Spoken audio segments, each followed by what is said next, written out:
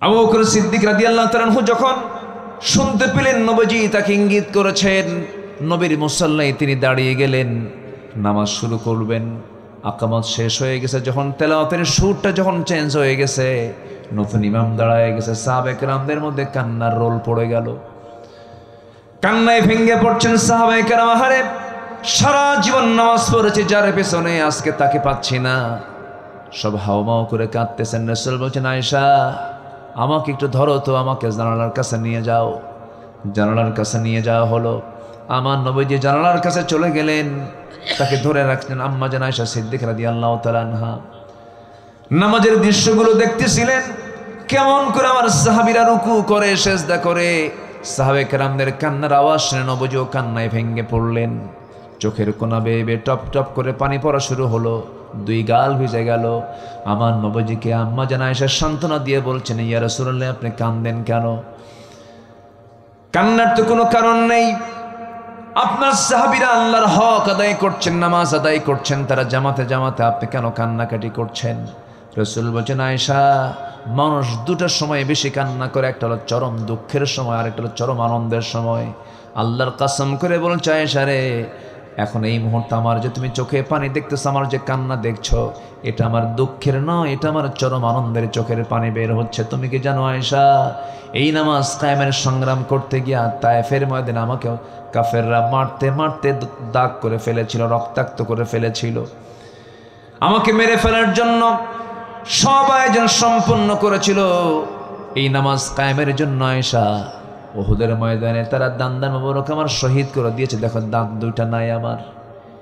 এই যে তায়েফের দাগে, তায়েফের আঘাতে গোটা শরীরটা আমার ক্ষত বিক্ষত হয়ে আছি, দুটা দাঁত ভেঙে গেছে উহুদের প্রান্তরে। ওরে আয়েশা, খন্দকের পরীক্ষা খনন করতে গিয়ে ওই যে আমার কোমরটা কুঁজো হয়ে গেছে, আজকে মৃত্যুর দিন পর্যন্ত, মৃত্যুর আগ পর্যন্ত আমি আমার কোমর সোজা করতে পারছি না। জি নামাজ কায়েমের জন্য আমার কোমর চলে গেল, আমার দাঁত চলে গেল, দেশ ছাড়তে হলো, গালিগালা শুনতে হলো, ক্ষত বিক্ষত হতে হলো। আমার চাচা আমির হামজাকে মেরে তারা কলিজা পর্যন্ত বের করে চিবায়া চিবা প্রতিশোধ নিতে পারলো। সেই নামাজ আজকে রাষ্ট্রীয় পর্যায়ে কায়েম হয়ে গেছে। আয়েশা, এটা আমার দুঃখের হাসি, দুঃখের কান্না নয়, এটা আমার আনন্দের কান্না। জোরে কোন সুবহানাল্লাহ। আমার বন্ধুগণ, আমার নবীর ইন্তেকাল হয়ে গেল, বহু লম্বা কথা। ইন্তেকাল হয়ে যাওয়ার পর খিলাফতের দায়িত্ব গ্রহণ করলেন হচ্ছেন সাইয়েদনা আবু বকর সিদ্দিক রাদিয়াল্লাহু তাআলা আনহু। দায়িত্ব পালন শুরু করলেন, কিন্তু তার দায়িত্বের আগ থেকে তিনি এক প্রতিবেশী বৃদ্ধা নারীর তিনি হক আদায় করতেন। তার স্বামী ছিল না, তার কোনো ছেলে সন্তান মেয়ে সন্তান কেউ ছিল, নিঃসন্তান একজন মহিলা ছিলেন, বয়স্ক নারী ছিলেন। তার ঘরের পাশেই তার ঘর, তাকে দেখার জন্য যেমন তেমন কেউ ছিল না। তিনি করতেন কি, প্রত্যেক রাতে তিনি চলে যেতেন মহিলার কাছে, গিয়ে তার কাপড় চোপড় ধুয়ে দিতেন, তার খাবার টাবার প্রস্তুত করে দিতেন, ধুয়ে দিতেন, সব কিছু পরিষ্কার করে ঘর বাড়ি পরিচ্ছন্ন করে তিনি দিয়ে আসতেন। কিন্তু খেলাফতের দায়িত্ব যখন পেলেন, ওই বৃদ্ধা নারী মনে মনে চিন্তা করতেছে, আজকে থেকে আমার খেদমত করবে কে? আবু বকর তো নতুন দায়িত্ব পেয়ে গেল, কিন্তু দায়িত্ব পেয়েছেন, এটার কোনো প্রভাব ওই বৃদ্ধা নারীর ঘরে পড়ল না। যথারীতি তিনি সব কাজ শেষে তিনি মহিলার ঘরে ঢুকতেন, কাপড় চোপড় ধুয়ে দিতেন, রান্না বান্না করে দিতেন, ফল ফলাদিগুলো ধুয়ে দিতেন, খেদমত চালাতে লাগলেন। পাশেই ছিল সাইয়েদনা ওমর ফারুকের বাড়ি। তিনি মনে মনে চিন্তা করছেন, আমাদের ভাই আবু বকর তো খেলাফতের দায়িত্ব পেয়েছেন, ওই মহিলার খেদমতটা আমি করা শুরু করি। দরজায় গিয়ে নক করে বলছেন, আমি ওমর, আমি আপনার খেদমত করতে আসছি। সঙ্গে সঙ্গে মহিলা বলছে, খেদমতের প্রয়োজন নাই, কিছুক্ষণ আগে এক যুবক আমার খেদমত করে দিয়ে চলে গেছে। মনে মনে চিন্তা করলেন, কোন সেই খাদেম আমার দেখা দরকার। সাইয়েদনা ওমর ফারুক করলেন কি, অন্ধকার রাত্রিতে ওই বৃদ্ধা নারীর, বৃদ্ধা মহিলার ঘরের দরজার পাশে তিনি দাঁড় হয়ে আছেন। কে যেন খালি পায়ে চট করে ঘরের মধ্যে ঢুকে গেল। প্রথম রাত পান নাই, দ্বিতীয় রাত পান নাই, তৃতীয় রাতে তিনি দেখতে পেলেন কে যেন ঘরের মধ্যে খালি পায়ে ঢুকে গেল। অপেক্ষার প্রহর গুনলেন। কিছুক্ষণ পর দরজা খুলে যখন বের হতে নিয়েছেন, নগ্ন পায়ে পিছন থেকে চট করে তার হাতটা চেপে ধরিয়েছে। মুখের দিকে তাকায় দেখেন কেউ নয়, সাইয়েদনা আবু বকর সিদ্দিক রাদিয়াল্লাহু আনহু সামনে দাঁড়ানো। ওমরে ফারুক বলছেন, আমিরুল মুমিনিন, আমাদের তো কিছু হক আছে। আপনি দিনের বেলা রাষ্ট্র চালাবেন, রাত্রিবেলা এত পরিশ্রম করবেন, আপনি তো বাঁচবেন না, অসুস্থ হয়ে পড়বেন। সাইয়েদনা আবু বকর বলেন, আবু ওমর, কিয়ামতের দিন আমার হিসাব তুমি দিবা না, তোমার হিসাবটা আমি দেব না, আমার প্রতিবেশীর হক আমাকে আদায় করার সুযোগটা তুমি দিয়ে দাও। জোরে কোন সুবহানাল্লাহ। প্রত্যেক রাত্রিতে তিনি খালি পায়ে বের হতেন জনগণকে দেখার জন্য, প্রত্যেক রাত্রিতে খালি পায়ে বের হতেন। ওমরে ফারুক একদিন তাকে দেখে ফেলেন, তিনি খালি পায়ে নগ্ন পায়ে হাঁটতেছেন। প্রশ্ন করছেন, সাইয়েদনা আবু বকর, খালি পায়ে হাঁটেন কেন? এই যে পাহাড়িয়া পথ, পাথরের পথ, পাথরের ধাক্কা লেগে, পাথরের সঙ্গে আঘাত লেগে পা থেকে রক্ত ফেটে, চামড়া ফেটে রক্ত বের হয়ে যাবে, আপনি তো অসুস্থ হয়ে পড়বেন। সাইয়েদনা আবু বকর বলেন, ও আমার ভাই ওমর, আমি যদি খালি পায়ে গভীর রাত্রিতে না হেঁটে যদি জুতা পায়ে হাঁটি, জুতার শব্দের সাথে, জুতার সাথে পাথরের আঘাত লাগবে, একটা আওয়াজ বের হয়ে যাবে। এই আওয়াজটা যদি আমার রাষ্ট্রের, আমার নাগরিকের কানে চলে যায়, গভীর রাত্রিতে ঘুম নষ্ট হয়ে যাবে। আর যদি আমার পায়ে হাঁটার শব্দে যদি আমার প্রতিবেশী, আমার রাষ্ট্রের নাগরিকের যদি ঘুম নষ্ট হয়ে যায়, কিয়ামতের দিন এর জন্য আসামির কাঠগড়ায় দাঁড়িয়ে তারা জবাব দিতে হবে। এই জন্য আমি নগ্ন পায়ে, খালি পায়ে জনগণকে দেখার জন্য নিশীতে রাত্রিতে হাঁটতেছি। জোরে কোন সুবহানাল্লাহ। নেতা আসিবেন রাজশাহীতে, ঢাকা হইতে, কি হইতে? ঢাকা হইতে আসিবেন বা ইয়ারে আসিবেন, এয়ারপোর্টের লাইন সম্পূর্ণ ক্লোজ। ভিভিআইপি আসিবেন, ঠিক আছে কিনা? সাহেব বাজারের রাস্তা 3 ঘন্টার জন্য বন্ধ। এয়ারপোর্টের লাইন পাবা থেকে আমচত্বর পর্যন্ত 3 ঘন্টা কোনো যানবাহন চলিবে না। ভিভিআইপি আসিতেছেন, আছে নাকি? এগুলো ভিআইপি, এগুলো সোর, সোর, ঠিক কিনা?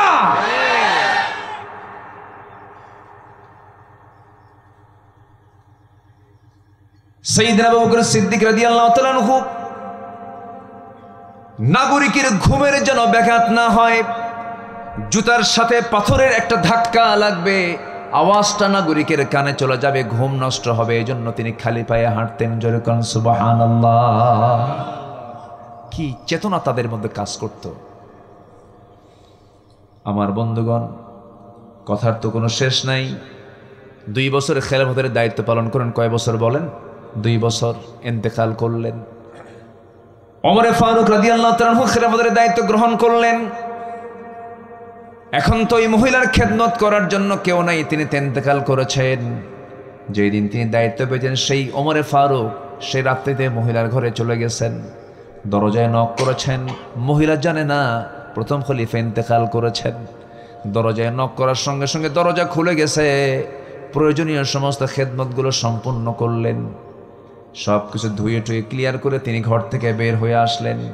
বুড়ি মহিলা খেজুর খেতে বসেছেন, পরিষ্কার করে দিয়ে তার সামনে খেজুরগুলো রেখে আসছেন ওমর ফারুক রাদিয়াল্লাহু তাআলা আনহু। সেই খেজুর থেকে একটা খেজুর মুখের মধ্যে নিয়ে তিনি খেতে নিয়েছেন। হঠাৎ করে কামড় দিয়েছেন, দাঁতের নিচে খেজুরের বিচিটা আটকে গেছে। সঙ্গে সঙ্গে বুড়ি মহিলা বলে ফেলতেছেন, ইন্না লিল্লাহ, ইন্না লিল্লাহ। বলার কারণ হলো উনি মনে মনে সিদ্ধান্ত নিয়েছেন, বুঝতে নিশ্চিত হয়েছেন, নিঃসন্দেহে আমার আগের খাদেম আবু বকর নাই, সে দুনিয়া থেকে বিদায় নিয়েছে। কারণ আমার আবু বকর যদি আজকে খেদমত করতে আসতো, আমার আবু বকর খেজুর শুধু ধুয়ে দিত না, খেজুরের বিচিটা শুদ্ধ খেজুর থেকে বের করে আমার জন্য খাওয়ার সুবিধা করে দিত। জোরে কোন সুবহানাল্লাহ। আমার বন্ধুগণ, এই জন্য শাসক দরকার। কি ইমানহীন না ইমানদার? বেনামাজি না নামাজি? খেয়ানতকারী না আমানতদার? মিথ্যাবাদী না সত্যবাদী? ওয়াদা রক্ষাকারী না ওয়াদা ভঙ্গকারী? মনে থাকবে কথাগুলো, মনে থাকবে সবার? কি মনে থাকবে? আমরা তো মানুষও ভালো না, আমার এই দেশের মানুষ তো আমার ভালো না। ভালো মানুষ আপনার কাছে আসলে তখন আপনি ঠেলে দিয়ে বলেন, আপনি এখানে আসছেন কেন? এখানে কি ভালো মানুষের ভাত আছে? আমরা এই দেশের মানুষও ভালো না, তো আমাদেরও সমস্যা আছে, আছে না নাই বলেন? ফাইল নড়ে না, ঘুষ দেয় কে? কে দেয়? জনগণ। জনগণ দেয় না? জনগণ দেয়। স্যার ফাইলটা তাড়াতাড়ি পার করে দেন, আপনার ফাইল তো 99 নম্বরে। কে 99 নম্বরে থাকুক, ওটাকে 1 নম্বরে আনতে হবে। কত দিতে হবে স্যার বলেন? আছে না নাই? আচ্ছা, ঘুষ খাওয়া তো দোষ, তবে ঘুষ দেওয়ার মধ্যে কোনো দোষ নাই। আসতে কয় আছে না নাই? সুদ খাওয়া তো দোষ, তবে সুদ দিতে কোনো দোষ নাই। হ্যাঁ, আছে না নাই? সুদ খাওয়াও দোষ, সুদ দেওয়াও দোষ। সুদ খাইলি কেন, এটারও বিচার হবে। সুদ দিলি কেন, এটারও বিচার হবে। বিচার করবেন কে? আল্লাহু খালিকু কুল্লি শাইইন ওয়া হুয়া আলা কুল্লি শাইইন ওয়াকিল। সূরা জুমার 62 নম্বর আয়াত আল্লাহ রাব্বুল আলামিন বলেন, তিনি সেই মহান প্রভু যিনি সকল কিছু সৃষ্টি করেছেন। কোরআনকে প্রশ্ন করুন, কোরআন তুমি বলো তো মানুষকে কেন সৃষ্টি করা হয়েছে, মানুষকে সৃষ্টির মূল লক্ষ্যটা কি? কোরআন সুন্দর করে জবাব দিচ্ছে। যারা পারেন ঠোঁট মিলিয়ে বলুন, ওয়ামা খালাকাতুল জিন্না ওয়াল ইনসা ইল্লা লিয়াবুদুন। জোরে বলুন আল্লাহু আকবার। এই জীবন মৃত্যু কেন সৃষ্টি করা হয়েছে? আল্লাযী খালাকাল মাউতা ওয়াল হায়াতা লিয়াবলুয়াকুম আইয়ুকুম আহসানু আমালান ওয়া হুয়াল আজিজুল গফুর। জোরে বলুন আল্লাহু আকবার। ভালো কাজের জন্য আল্লাহ রাব্বুল আলামিন দুনিয়াতে আমাকে আপনাকে পাঠিয়েছেন। প্রশ্ন করুন কোরআনকে, কোরআন তোমার এই নসিহাগুলো, তোমার এই উপদেশগুলো কারা শুনতে চায়, কারা গ্রহণ করবে? সায়াযাক্কারু মান ইয়াখশা ওয়া ইয়াতাজান্নাবুহাল আশকাল্লাযী ইয়াসলান নারাল কুবরা সুম্মা লা ইয়ামুতু ফিহা ওয়া লা ইয়াহইয়া। কোরআনকে প্রশ্ন করুন, কোরআন বলো তো তোমাকে ভয় করে চললে পরে কি প্রতিদান পাবো আমরা? আল্লাহ রাব্বুল আলামিন বলছেন, লাকিনিল্লাযীনা ইত্তাকাউ রাব্বাহুম লাহুম জান্নাতুন তাজরি মিন তাহতিহাল আনহারু খালিদিনা ফিহা নুজুলাম মিন ইনদিল্লাহ ওয়া মা ইনদাল্লাহি খায়রুল লিল আবরার। আল্লাহকে ভয় করব, আল্লাহর জান্নাত আমার জন্য আপনার জন্য ওয়াজিব হয়ে যাবে। একমাত্র ভয় করব কাকে? আসতে বলবেন না, কাকে? আল্লাহকে ভয় করা হলো বান্দার দায়িত্ব। এই দুনিয়াতে তোমাকে ভয় করে চলতে গেলে কি কি বিপদের সম্মুখীন আসতে পারে, আল্লাহ তোমাকে ভয় করলে কি কি বিপদ আসবে কোরআন সুন্দর করে বলছে। যারা পারেন ঠোঁট মিলিয়ে বলুন, ওয়ালানাবালুওয়ান্নাকুম বিশাইইম মিনাল খাউফি ওয়াল জু'i ওয়া নাকসিম মিনাল আমওয়ালি ওয়াল আনফুসি ওয়াথ থামারাত ওয়া বাশশিরিস সাবিরিন। জোরে বলুন আল্লাহু আকবার। পরীক্ষা আসবে হলো ভয়ের, ক্ষুধার, জান মাল ফলফলাদের ক্ষতি, এই সমস্ত মাধ্যম দিয়ে পরীক্ষা আসতে পারে। সেই পরীক্ষায় পাশ করলে পরে পুরস্কার দিবেন তিনি আমার কে? আমার বন্ধুগণ, তোমার পথে চলতে গেলে আমরা বন্ধু হিসেবে কাকে গ্রহণ করব? কোরআনকে প্রশ্ন করুন, কোরআন তুমি বলে দাও আমি কাকে, আল্লাহর পথে চলতে গেলে কাকে ফলো করব, কে আমার বন্ধু হবে? ইন্নামা ওয়ালিয়ুকুমুল্লাহু ওয়া রাসূলুহু ওয়াল্লাযীনা আমানুল্লাযীনা ইউকিমুনাস সালাতা ওয়া ইউতুনাস যাকাতা ওয়া হুম রাকিউন। জোরে বলুন আল্লাহু আকবার। আল্লাহর পথে চলতে গেলে, আল্লাহর পথে আমাকে থাকতে গেলে আল্লাহকে এক নম্বর বন্ধু বানাতে হবে, রাসূলকে বন্ধু বানাতে হবে এবং ইমানদারকে বন্ধু বানাতে হবে। সে কোন ধরনের ইমানদার বন্ধু হবে? যে ইমানদার বন্ধুগুলো নামাজ কায়েম করবে, যাকাত আদায় করবে এবং রুকুকারীর সঙ্গে তারা রুকু করবে। আমার দেশে বহু ইমানদার আছে, নামাজ কায়েম তো দূরেই থাক, নামাজ পড়েও না, যাকাত আদায় করা তো দূরের কথা, সুদের মহাজন হয়ে বসে আছে, আর রুকু তো দেওয়া দূরের কথা, রুকুর উল্টা কাজে পথে বসে আছে। আছে না নাই? আছে। আমার বন্ধুগণ, আমার এই চলার পথে যদি কোনো ভুল হয়ে যায়, কোনো মিস্টেক যদি হয়ে যায়, সেই সময় আল্লাহ রাব্বুল আলামিন বান্দাকে বলছেন, ভুল হয়ে গেছে, সমস্যা নাই, তুই আমার দিকে আয়। قل يا عبادي الذين أسرفوا على أنفسهم لا تقنطوا من رحمة الله إن الله يغفر الذنوب جميعا إنه هو الغفور الرحيم জোরে বলুন আল্লাহু আকবার। আমাদের গুনাহ বড় না আল্লাহর রহমত বড়? বলেন বলেন বলেন বলেন। আমাদের গুনাহ বেশি না আল্লাহর রহমত বেশি? আল্লাহর রহমতের কাছে কোনো গুনাহ টিকবে না। যদি বান্দা তওবার মতো তওবা করে, যদি বান্দা ইস্তেগফারের মতো ইস্তেগফার করে, চোখের পানি ফেলে ফেলে যদি কান্দে, একটা কথা জেনে রাখবেন, দুনিয়ার সকল কান্না দিয়া মানুষকে খুশি না করতে পারলেও এক ফোঁটা চোখের পানি দিয়ে যদি আল্লাহকে খুশি করা যায়, এক ফোঁটা চোখের পানি 7টা জাহান্নামকে নিভায়া দিয়ে সেই বান্দাকে জান্নাতে নিয়ে যাবে। আমি ভুল করার সঙ্গে সঙ্গে আমি ক্ষমা চেয়ে নেব কার কাছে? আসতে বলবেন না, কার কাছে? সে ভুলটা হবে কি ইচ্ছা করে না অনিচ্ছা করে? বলেন বলেন।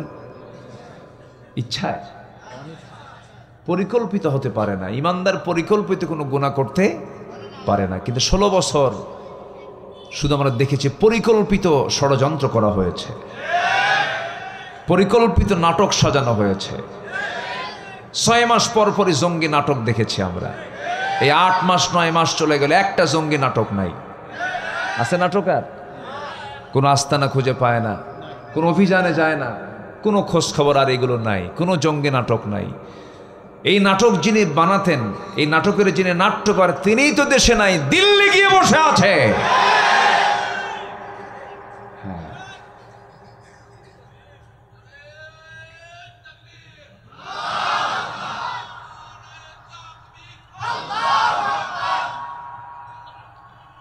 সম্মানিত ভাইয়েরা,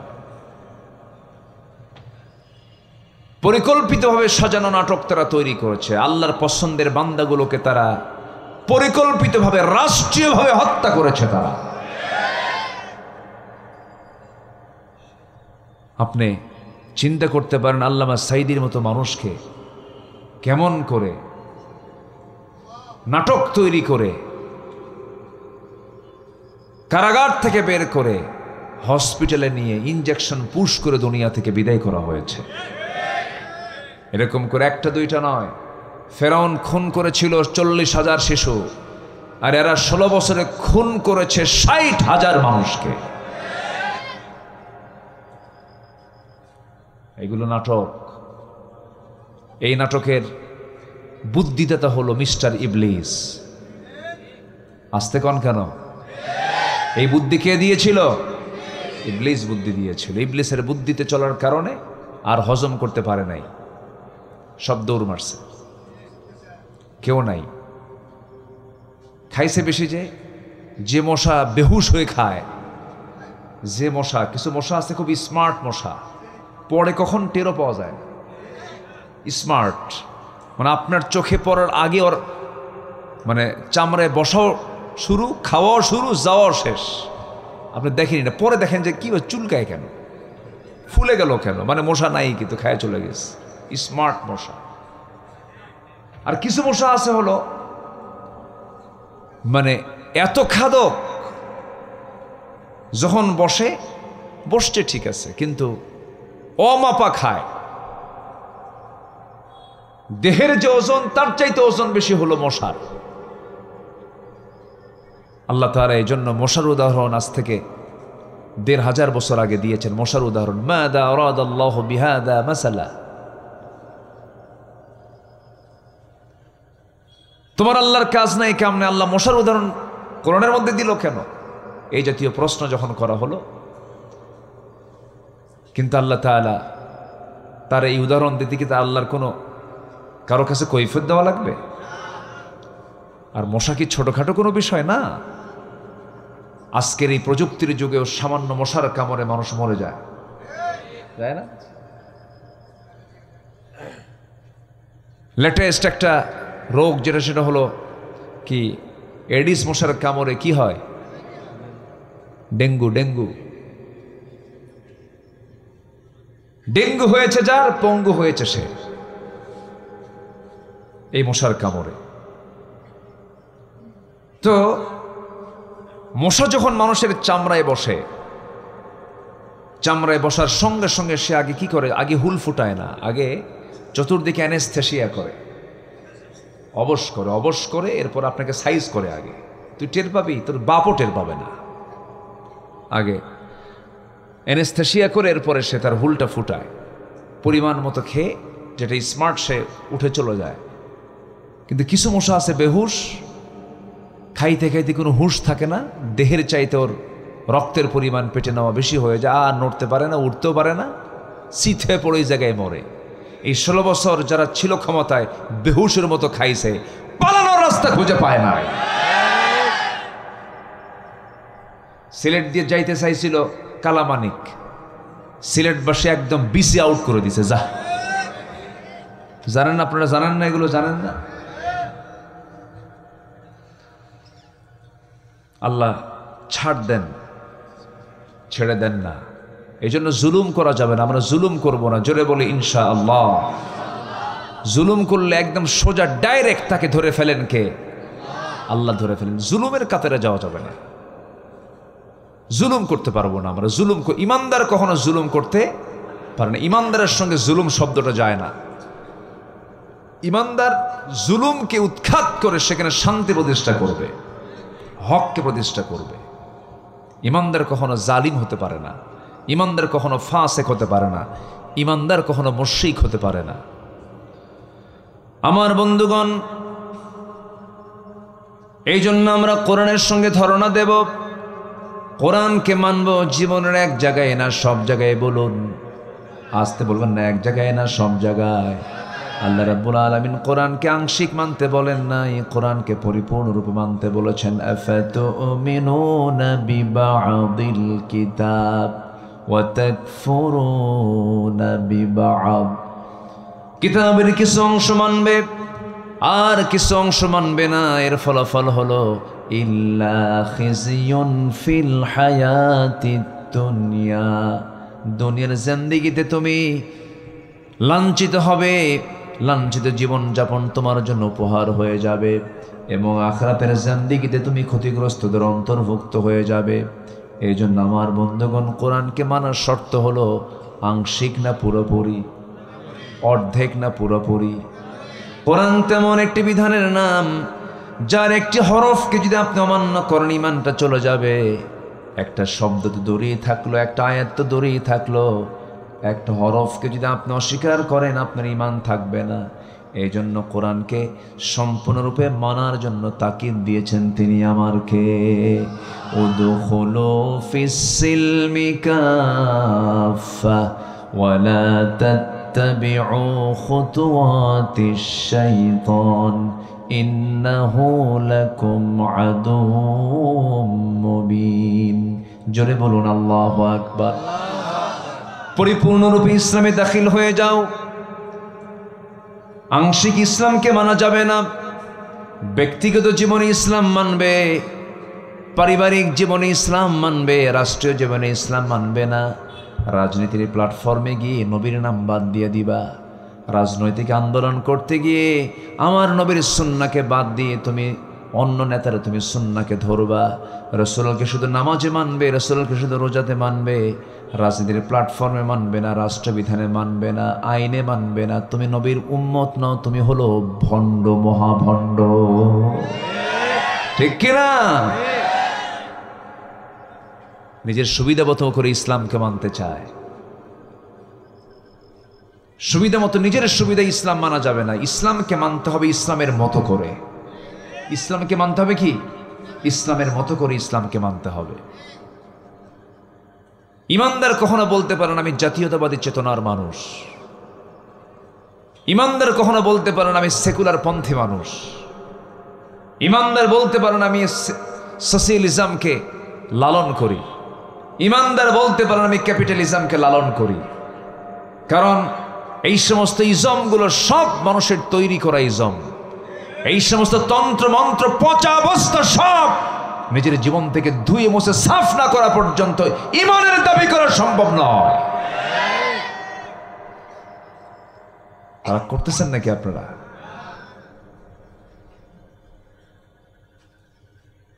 আমার দল ইসলামী মূল্যবোধের দল, এই সমস্ত কথা অনেকেই বলে। আমরা ধর্মীয় মূল্যবোধে বিশ্বাসী। ধর্মীয় মূল্যবোধে বিশ্বাসী তো ইসলামী দল করো না কেন? হ্যাঁ, কি রাগ করতেছেন নাকি আপনারা? রাগ করলেও কি করবো ভাই, আমাকে সত্য কথা বলতে হবে তো। আপনি বলছেন আমি ধর্মীয় মূল্যবোধে বিশ্বাসী। ধর্মীয় মূল্যবোধে যদি আপনি বিশ্বাসী হন, ইসলামী মূল্যবোধে যদি বিশ্বাসী হন, আপনার দলের নাম তো অনিসলামী দল হবে না, আপনার দলের নাম হবে ইসলামী দল।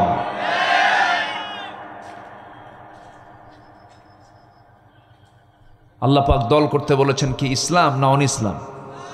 আরো জোরে, আরো জোরে। কোন ইসলাম? কোন ইসলাম? শহীদুল ইসলাম, শরীফুল ইসলাম, আরিফুল ইসলাম না আল ইসলাম? দিন ইসলাম। হ্যাঁ ফাইন, দিন ইয়াল ইসলাম। আল্লাহ রাব্বুল আলামিন বলেন ইন্নাদ-দীনা ইনদাল্লাহিল ইসলাম। আল্লাহর নিকট মনোনীত দিন একটাই, মনোনীত দল একটাই, মনোনীত জীবন বিধান একটাই, মনোনীত জীবন ব্যবস্থা একটাই, তার নাম হলো, জোরে বলেন কি? ইসলাম। ইসলামকে আমরা সব জায়গায় মানবো, জোরে বলি ইনশাআল্লাহ। আমরা কি সফল হতে চাই না ব্যর্থ হতে চাই? বলেন সফল না ব্যর্থ? আমরা কেউ কি ফেল করতে চাই? পরীক্ষার হলে যারা অংশগ্রহণ করে, যারা যায়, যারা ছাত্র, যারা শিক্ষার্থী, কেউ কি নিয়ত করে যায় যে আমি ফেল করতে যাচ্ছি? সবার চিন্তা কি? পাশ করা। পাশ করার জন্যই হলে যাচ্ছি, পরীক্ষা দিতে যাচ্ছি। কিন্তু এরপরেও কিছু ফেল করে কিনা বলেন? ফেল করে। লাভ লস তো কিছু হয়, কিন্তু এই যে ছাত্র ফেল করলো, এই ছাত্র ফেল করার পেছনে দায়ীটাকে ছাত্র নিজে না অন্য কেউ? ভালো করে বলবেন। কোনো শিক্ষক কি চায় কোনো ছাত্র ফেল করুক? কেউ চায় নাকি?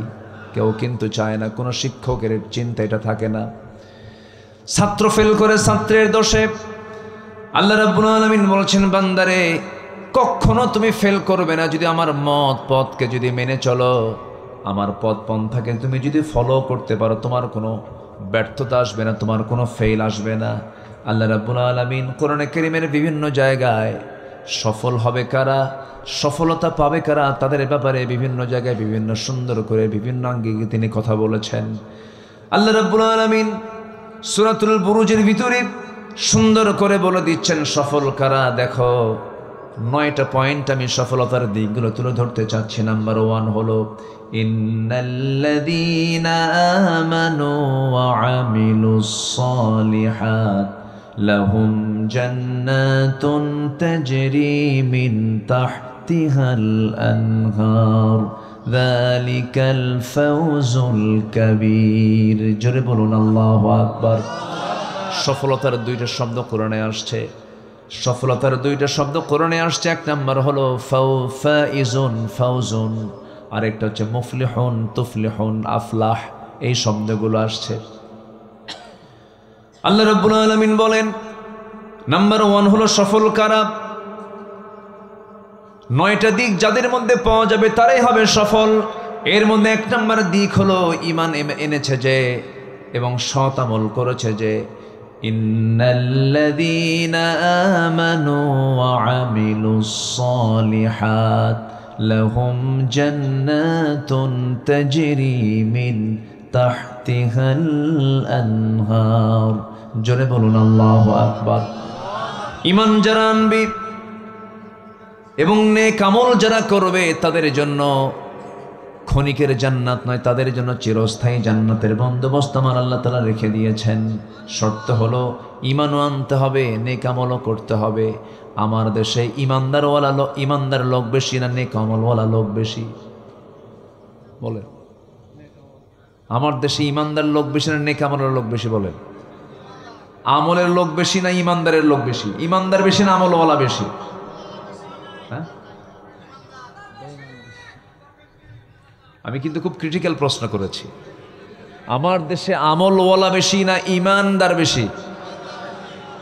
নামাজ না পড়ুক কিন্তু ঈমান আছে, এই লোকগুলো ওঠে কেন আমি বুঝলাম না। এই ভাইজান বসেন বসেন বসুন, নড়াচড়া করছেন কেন? এটি কি জনসভা শুধু? বলেন তো, এটি কি প্রচলিত ট্র্যাডিশনাল কি? এটা কি জনসভা? না, এটা একটি ইবাদতের জায়গা। বলি আলহামদুলিল্লাহ। এখন এটা কিসের জায়গা হয়ে গেছে বলেন তো? ইবাদতের জায়গা।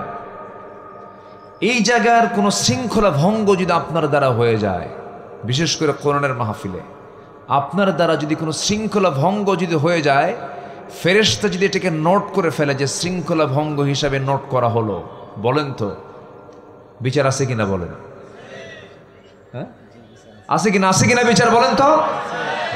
এই সাবধান, বি কেয়ারফুল। মাহফিলকে সফল করার দায়িত্ব একার না সবার? এটাকে সফল করলে পরে আমাকে খুশি হয়ে পুরস্কার দিবেন কে? আল্লাহ তাআলা। আপনি চলে গেলে তো মাহফিল সফল হবে না। বসেন।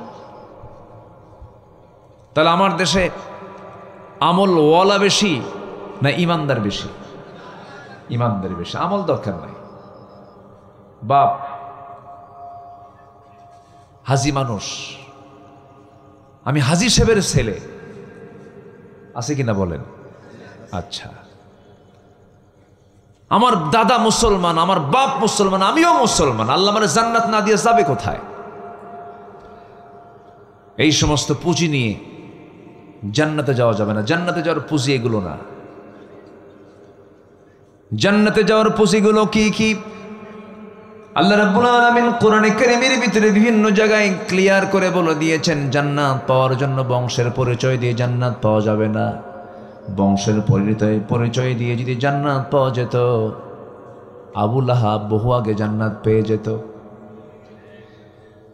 বংশের পরিচয় দিয়ে যদি জান্নাত পাওয়া যেত, আবু জেহেলও জান্নাত পেয়ে যেত। কারণ নবীর বংশের নাম কুরাইশ, আবু জেহেলের বংশের নামও কুরাইশ।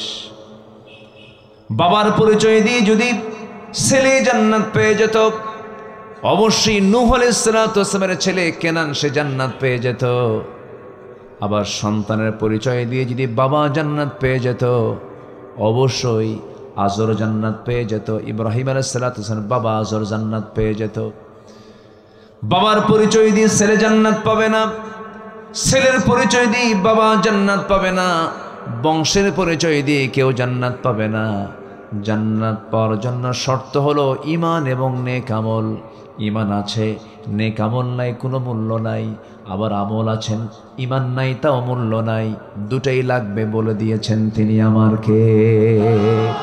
আল্লাহ রাব্বুল আলামিন। সেই জন্য বলছেন, ঈমান যদি আনতে পারো, নেক আমল যদি ভালো করে করতে পারো, আমি আল্লাহ তোমাকে এমন সুন্দর জান্নাত দেব যে জান্নাতের নিচ দিয়ে নহর প্রবাহিত, নদী প্রবাহিত। জোরে কোন সুবহানাল্লাহ। রাজশাহী কোন নদীর তীরে? বলেন বলেন বলেন। পদ্মা নদী, আনহার। জান্নাতটাও আল্লাহ পাক রেখে দিয়েছেন নদীর তীরে, যার নিচ দিয়ে নদী প্রবাহিত। যেখানে জান্নাতের বর্ণনা সেখানে আল্লাহ পাক নহরের কথা বলেছেন। সে জায়গায় থাকবে হলো শুধু পানির নহর নয়, 4টা নহর থাকবে। কেউ কি একটু সুবহানাল্লাহ বলবেন না ভাই? সবাই কি জান্নাত চান না? সবাই কি জান্নাত চান? 4টা নহর থাকবে সেই জায়গায়। এর মধ্যে আল্লাহ রাব্বুল আলামিন 1 নম্বর জান্নাতের কথা বলেছেন, যে নহরের কথা বলেছেন, পানির নহর থাকবে, শরাবের নহর থাকবে, মধুর নহর থাকবে, দুধের নহর থাকবে। আল্লাহ রাব্বুল আলামিন দুধটাও দুনিয়াবাসীর জন্য দিয়ে দিয়েছেন, মধুটাও আল্লাহ রাব্বুল আলামিন দুনিয়াবাসীর জন্য দিয়ে দিয়েছেন, পানিটাও দিয়ে দিয়েছেন। আরেকটা হলো শরাব, সেই শরাবটাই স্পেশাল শরাব। দুনিয়ার মদ খেলে পরে লিভার পচে যায়, সেন্সলেস হয়ে যায়, মস্তিষ্ক বিকৃত হয়ে যায়। কিন্তু জান্নাতের যে শরাব আল্লাহ রাব্বুল আলামিন দিবেন, যা পান করলে পরে যৌবন শক্তি ডাবল ডাবল হয়ে যাবে। এবং আল্লাহ রাব্বুল আলামিন ওই শরাবের মধ্য দিয়া ওই জান্নাতের যুবকটাকে চিরযৌবন তাকে দিয়ে দিবেন। যেরকম সুবহানাল্লাহ। আর দুনিয়ার শরাব খেলে কি হয়? তাল না মাতাল? তাল না মাতাল? মাতাল। মদ খায় রাত 3টার দিকে দরজার কাছে এসে বলে, বউকে ডাক দিচ্ছে, বউ তো টের পাইছে, এত জোরে ডাকে, খাইছে তো কিছু অবশ্যই। দরজা খোলার সাহস পায় না, বড় ছেলেকে ডাক দিয়ে বলে, বাজান তোর বাপ আসছে, দরজায় ডাকতেছে, আমি তো একা যেতে পারতেছি না, তুই আয় সাথে। বড় একটা ছেলেকে সাথে নিয়ে দরজার কাছে এসে দরজা খোলা মাত্রই ডাবল বোতল খাইছে। চোখ বড় বড় বানায়া বইয়ের দিকে তাকায়া বলে, আম্মা আসসালামু আলাইকুম। বউ মনে মনে কয়, হাই রে, কোন তালে পড়লাম। এটা রাগ করে বলে ফেললো, তোমার কি একটু হুঁশ নাই? পাশে একটা যুবক ছেলে পাশে দাঁড়ায় আছে, তুমি তার সামনে আমার মা বলে ডাকো? ছেলের দিকে এখন উল্টা তাকায়া বলে, দুলাভাই আসসালামু আলাইকুম। এই হচ্ছে দুনিয়ার শরাব। এবং যে মাদকাসক্ত, তার দ্বারা সবই সম্ভব। সে তার নিজের মেয়ের সঙ্গেও জেনা করতে পারে, নিজের বোনের ইজ্জত দিতে পারে, একটা মানুষকে খুন করতে পারে। আর সেই মদের ফ্যাক্টরি আমার দেশে থাকে, আর সেই মদের আইন আমার দেশের সংসদে মুসলমানরা পাশ করে। আর সেই দল করে বলে, আমি ধর্মীয় মূল্যবোধে বিশ্বাসী। কি কথা কি বুঝতেছেন আপনারা? কার গায়ে লাগলো আর কার গায়ে না লাগলো এগুলো আমাদের দেখার বিষয় নেই। এগুলো কথা বলতে হবে আমাদের। জেল খাটছি, অনেক অত্যাচার সহ্য করছি, সমস্যা নাই, মরবো তো একবারই, মরার মতো মরবো। বাতিলদের সামনে মাথা নত ইমানদার কখনো করতে চায় না, করতে পারেও না, ঠিক কিনা? বহু আন্দোলন হয়ে গেছে। 71-এ জাগছিলাম, এ জাতি জাগছিল না 71-এ, এর আগে জাগছিল 47-এ। 24-এর জুলাই আন্দোলনরা আমাদের সন্তানরা করে সফল হয়েছে, ভালো কথা, ভালো, আলহামদুলিল্লাহ। কিন্তু আমরা নতুন বাংলাদেশ দেখতে চাই, কোরআনকে সাথে নিয়ে নতুন বাংলাদেশ আমরা দেখতে চাই।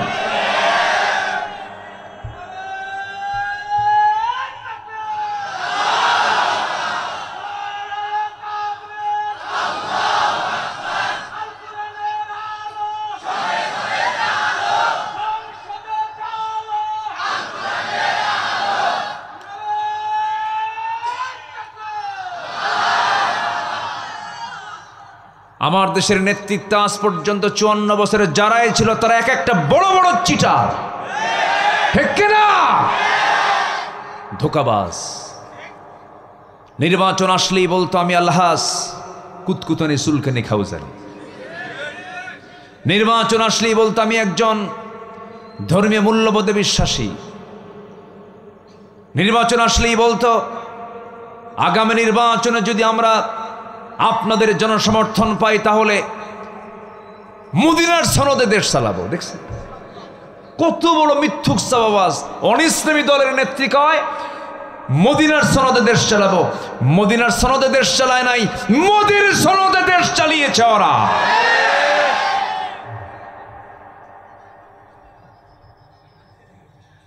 সম্মানিত ভাইয়েরা, আমরা আর চাঁদাবাজদের দৃশ্য আর বাংলার জমিনে দেখতে চাই না। যারা ভূমিদস্যু, যারা পুকুর দখল করে, ব্যবসা দখল করে, জায়গা দখল করে, ওই সমস্ত কালোবাজারিদের নেতৃত্ব আর দেখতে চাই না আমরা বাংলার জমিনে।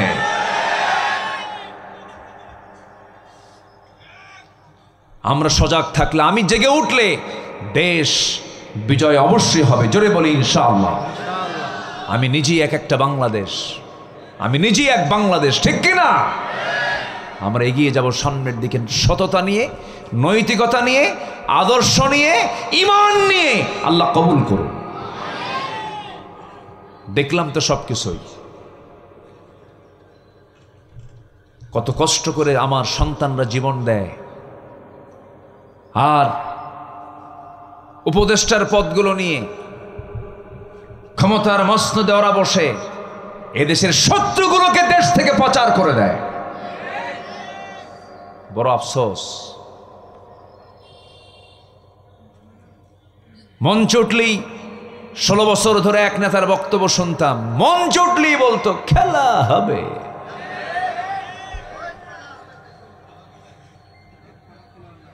শোনেন নাই, শোনেন নাই? মানুষ এত নিচু হয় কেমনে? সম্মানিত ভাইয়েরা, সম্মানিত বন্ধুগণ, অহংকারকে চূর্ণ করে দেন তিনি কে? অহংকার বান্দার দ্বারা হতে পারে। কিভাবে বলে? এ দেশ আমার বাপ স্বাধীন করছে, বলে নাই? বলছে কিনা বলেন? বলে যে কোটা আন্দোলন করলো ছাত্ররা, বলল যে না আমাদের মেধার যাচাই হওয়া দরকার। জবাবে বলল রাজাকারের নাতিপুতিরা চাকরি পাবে। এগুলো কি বিনয়ের কথা না অহংকারের কথা? হ্যাঁ, আপনার দৃষ্টিতে বাপ অপরাধী হতে পারে, সন্তানকে কি সেই অপরাধের দায় করা যায়? ব্যক্তির অপরাধ ব্যক্তিকেই চাপিয়ে দিতে হবে, ব্যক্তির অপরাধকে আর অন্য কারো উপরে চাপিয়ে দেওয়া যাবে। সম্মানিত ভাইয়েরা, সফল হওয়ার জন্য কিচ্ছু লাগবে না। সফল হওয়ার জন্য 1 নাম্বার লাগবে হলো ঈমান। কি লাগবে বলেন? আরো জোরে বলেন, কি লাগবে? সাইয়েদনা ওমর ফারুক ছিলেন শাসক, কিন্তু সাথে লাগাতে হবে ঈমানদার শাসক, ঠিক কি না? কি শাসক বলেন? ঈমানদার শাসক। আমার দেশে অনেক পরিবর্তন হয়ে যেত, অনেক আগেই হয়ে যেত যদি আমরা একটা শাসক শুধু না বসায় যদি ঈমানদার শাসক বসাতাম। কি শাসক বসাতাম বলেন? ঈমানদার। ঈমানদার শাসক কাকে বলে? সাইয়েদনা ওমর ফারুকের দিকে তাকান, ঈমানদার শাসক কাকে বলে? সাইয়েদনা আবু বকর রাদিয়াল্লাহু আনহুর দিকে তাকান। ঈমানদার শাসক কাকে বলে? সাইয়েদনা ওসমান জিন্নুরাইনের দিকে তাকান। ঈমানদার শাসক কাকে বলে? সাইয়েদনা আলীর দিকে তাকান। কি তাদের শাসন কার্য ছিল, কি তাদের সুন্দর করে খেলাফত পরিচালনা ছিল। তারা এই শাসনটাকে বিশাল জবাবদিহিতা মনে করে আখিরাতে জবাব দিতে হবে এই বিষয়ে খুব স্পর্শকাতর মনে করে তারা এই দায়িত্বগুলো পালন করেছেন। সাইয়েদনা ওমর ফারুক রাদিয়াল্লাহু আনহু একদিন আবেগ আপ্লুত হয়ে বলছেন, ও আমার ভাইয়েরা, ফোরাতের তীরে যদি একটা কুকুর অনাহারে মারা যায়, ইরাকের রাস্তা খারাপের কারণে গর্তের মধ্যে যদি উটের পা পড়ে, যদি উটের পা ভেঙে যায়, উটের পা কেন ভাঙলো, কুকুর কেন অনাহারে মারা গেল, কিয়ামতের দিন এই উট নিয়ে, এই কুকুর নিয়ে এটার জবাব দিতে হবে আমার আল্লাহর আদালতে। কি তাদের চিন্তা ছিল! প্রথম খলিফা সাইয়েদনা আবু বকর সিদ্দিক রাদিয়াল্লাহু তাআলা আনহু যখন খেলাফতের দায়িত্ব পেলেন, ইন্তেকাল করেছেন মুহাম্মদ সাল্লাল্লাহু আলাইহি ওয়াসাল্লাম। তিনি যখন দুনিয়া থেকে বিদায় নেবেন, জামাতে নামাজ পড়তে পারছেন না। জামাতে নামাজ পড়ার জন্য যে শক্তি দরকার, সেই শক্তিটুকু আমার নবীর দেহে ছিল না। আজান শুনেছেন, বেলাল আজান দিয়েছেন, তিনি ওঠার চেষ্টা করছেন, মাথা চক্কর মেরে পড়ে যেতে লাগলেন। আমাদের আম্মা জান আয়েশা সিদ্দিক রাদিয়াল্লাহু তাআলা আনহা তাকে ধরে ফেললেন, বলছেন, ইয়া রাসূলুল্লাহ, আপনার মনে হয় জামাতে নামাজ পড়তে পারবেন না, গায়ে কোনো শক্তি নাই।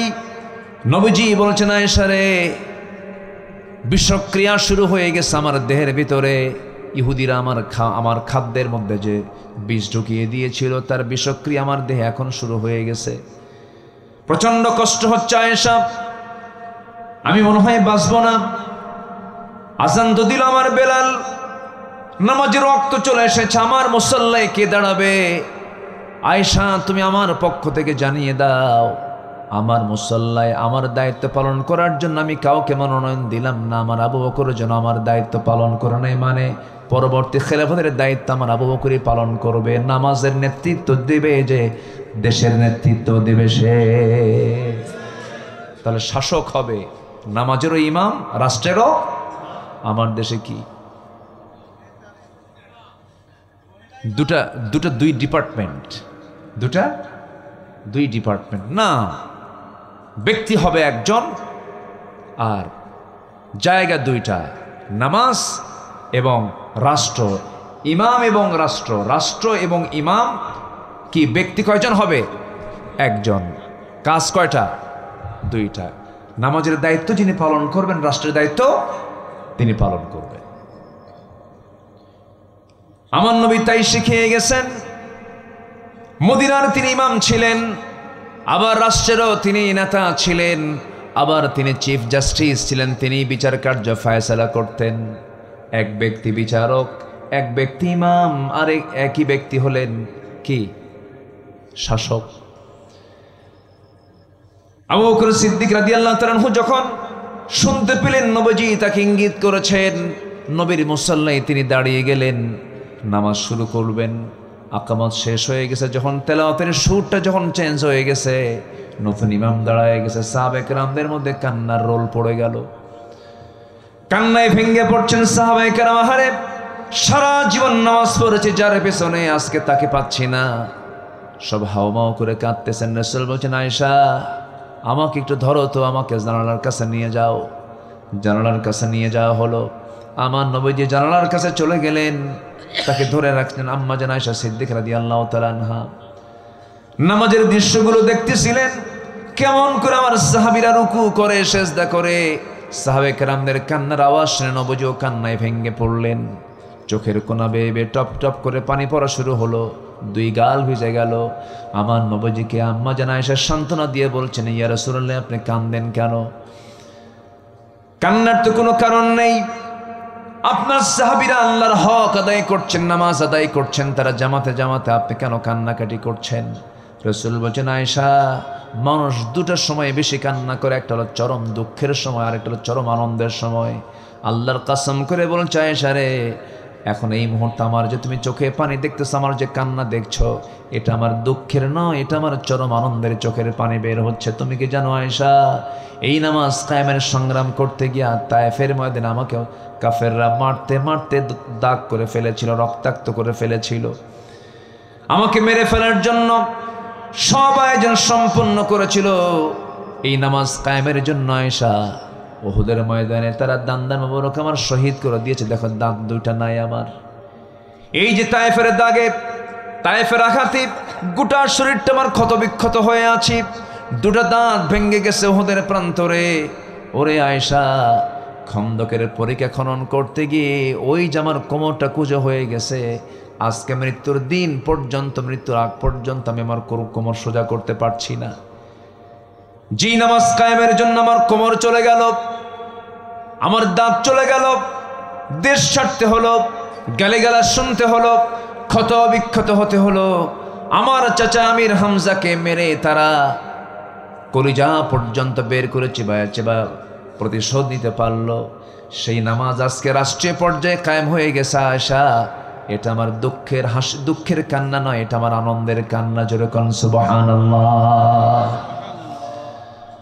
আমার বন্ধুগণ, আমার নবীর ইন্তেকাল হয়ে গেল, বহু লম্বা কথা। ইন্তেকাল হয়ে যাওয়ার পর খেলাফতের দায়িত্ব গ্রহণ করলেন হচ্ছেন সাইয়েদনা আবু বকর সিদ্দিক রাদিয়াল্লাহু তাআলা আনহু। দায়িত্ব পালন শুরু করলেন, কিন্তু তার দায়িত্বের আগ থেকে তিনি এক প্রতিবেশী বৃদ্ধা নারীর তিনি হক আদায় করতেন। তার স্বামী ছিল না, তার কোনো ছেলে সন্তান মেয়ে সন্তান কেউ ছিল না, নিঃসন্তান একজন মহিলা ছিলেন, বয়স্ক নারী ছিলেন। তার ঘরের পাশেই তার ঘর, তাকে দেখার জন্য যেমন তেমন কেউ ছিল না। তিনি করতেন কি, প্রত্যেক রাতে তিনি চলে যেতেন মহিলার কাছে, গিয়ে তার কাপড় চোপড় ধুয়ে দিতেন, তার খাবার টাবার প্রস্তুত করে দিতেন, ধুয়ে দিতেন, সব কিছু পরিষ্কার করে ঘর বাড়ি পরিচ্ছন্ন করে তিনি দিয়ে আসতেন। কিন্তু খেলাফতের দায়িত্ব যখন পেলেন, ওই বৃদ্ধা নারী মনে মনে চিন্তা করতেছে আজকে থেকে আমার খেদমত করবে কে। আবু বকর তো নতুন দায়িত্ব পেয়ে গেল, কিন্তু দায়িত্ব পেয়েছেন এটার কোনো প্রভাব ওই বৃদ্ধা নারীর ঘরে পড়ল না। যথারীতি তিনি সব কাজ শেষে তিনি মহিলার ঘরে ঢুকতেন, কাপড় চোপড় ধুয়ে দিতেন, রান্না বান্না করে দিতেন, ফল ফলাদিগুলো ধুয়ে দিতেন, খেদমত চালাতে লাগলেন। পাশেই ছিল সাইয়েদনা ওমর ফারুকের বাড়ি। তিনি মনে মনে চিন্তা করছেন আমাদের ভাই আবু বকর তো খেলাফতের দায়িত্ব পেয়েছেন, ওই মহিলার খেদমতটা আমি করা শুরু করি।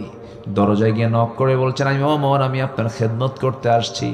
সঙ্গে সঙ্গে মহিলা বলছে, খেদমতের প্রয়োজন নাই, কিছুক্ষণ আগে এক যুবক আমার খেদমত করে দিয়ে চলে গেছে। মনে মনে চিন্তা করলেন কোন সেই খাদেম আমার দেখা দরকার। সাইয়েদনা ওমর ফারুক করলেন কি, অন্ধকার রাত্রিতে ওই বৃদ্ধা নারীর, বৃদ্ধা মহিলার ঘরের দরজার পাশে তিনি দাঁড় হয়ে আছেন। কে যেন খালি পায়ে চট করে ঘরের মধ্যে ঢুকে গেল। প্রথম রাত পান নাই, দ্বিতীয় রাত পান নাই, তৃতীয় রাতে তিনি দেখতে পেলেন কে যেন ঘরের মধ্যে খালি পায়ে ঢুকে গেল। অপেক্ষার প্রহর গুনলেন। কিছুক্ষণ পর দরজা খুলে যখন বের হতে নিয়েছেন, নগ্ন পায়ে পিছন থেকে চট করে তার হাতটা চেপে ধরিয়েছে। মুখের দিকে তাকায় দেখেন কেউ নয়, সাইয়েদনা আবু বকর সিদ্দিক রাদিয়াল্লাহু আনহু সামনে দাঁড়ানো। ওমর ফারুক বলছেন, আমিরুল মুমিনিন, আমাদের তো কিছু হক আছে। আপনি দিনের বেলা রাষ্ট্র চালাবেন, রাত্রিবেলা এত পরিশ্রম করবেন, আপনি তো বাঁচবেন না, অসুস্থ হয়ে পড়বেন। সাইয়েদনা আবু বকর বলেন, আবু ওমর, কিয়ামতের দিন আমার হিসাব তুমি দিবা না, তোমার হিসাবটা আমি দেব না। আমার প্রতিবেশীর হক আমাকে আদায় করার সুযোগটা তুমি দিয়ে দাও। জোরে কোন সুবহানাল্লাহ। প্রত্যেক রাত্রিতে তিনি খালি পায়ে বের হতেন জনগণকে দেখার জন্য। প্রত্যেক রাত্রিতে খালি পায়ে বের হতেন। ওমর ফারুক একদিন তাকে দেখে ফেলেন, তিনি খালি পায়ে নগ্ন পায়ে হাঁটতেছেন। প্রশ্ন করছেন, সাইয়েদনা আবু বকর, খালি পায়ে হাঁটেন কেন? এই যে পাহাড়িয়া পথ, পাথরের পথ, পাথরের ধাক্কা লেগে, পাথরের সঙ্গে আঘাত লেগে পা থেকে রক্ত ফেটে, চামড়া ফেটে রক্ত বের হয়ে যাবে, আপনি তো অসুস্থ হয়ে পড়বেন। সাইয়েদনা আবু বকর বলেন, ও আমার ভাই ওমর, আমি যদি খালি পায়ে গভীর রাত্রিতে না হেঁটে যদি জুতা পায়ে হাঁটি, জুতার শব্দের সাথে, জুতার সাথে পাথরের আঘাত লাগবে, একটা আওয়াজ বের হয়ে যাবে। এই আওয়াজটা যদি আমার রাষ্ট্রের, আমার নাগরিকের কানে চলে যায়, গভীর রাত্রিতে ঘুম নষ্ট হয়ে যাবে। আর যদি আমার পায়ে হাঁটার শব্দে যদি আমার প্রতিবেশী, আমার রাষ্ট্রের নাগরিকের যদি ঘুম নষ্ট হয়ে যায়, কিয়ামতের দিন এর জন্য আসামির কাঠগড়ায় দাঁড়িয়ে তারা জবাব দিতে হবে। এই জন্য আমি নগ্ন পায়ে, খালি পায়ে জনগণকে দেখার জন্য নিশীতে রাত্রিতে হাঁটতেছি। জোরে কোন সুবহানাল্লাহ। নেতা আসিবেন রাজশাহীতে, ঢাকা হইতে, কি হইতে, ঢাকা হইতে আসিবেন বা ইয়ারে আসিবেন, এয়ারপোর্টের লাইন সম্পূর্ণ ক্লোজ। ভিভিআইপি আসিবেন, ঠিক আছে কিনা? সাহেব বাজারের রাস্তা 3 ঘন্টার জন্য বন্ধ। এয়ারপোর্টের লাইন পাবা থেকে আমচত্বর পর্যন্ত 3 ঘন্টা কোনো যানবাহন চলিবে না। ভিভিআইপি আসিতেছেন, আছে নাকি? এগুলো ভিআইপি, এগুলো সোর, সোর, ঠিক কিনা?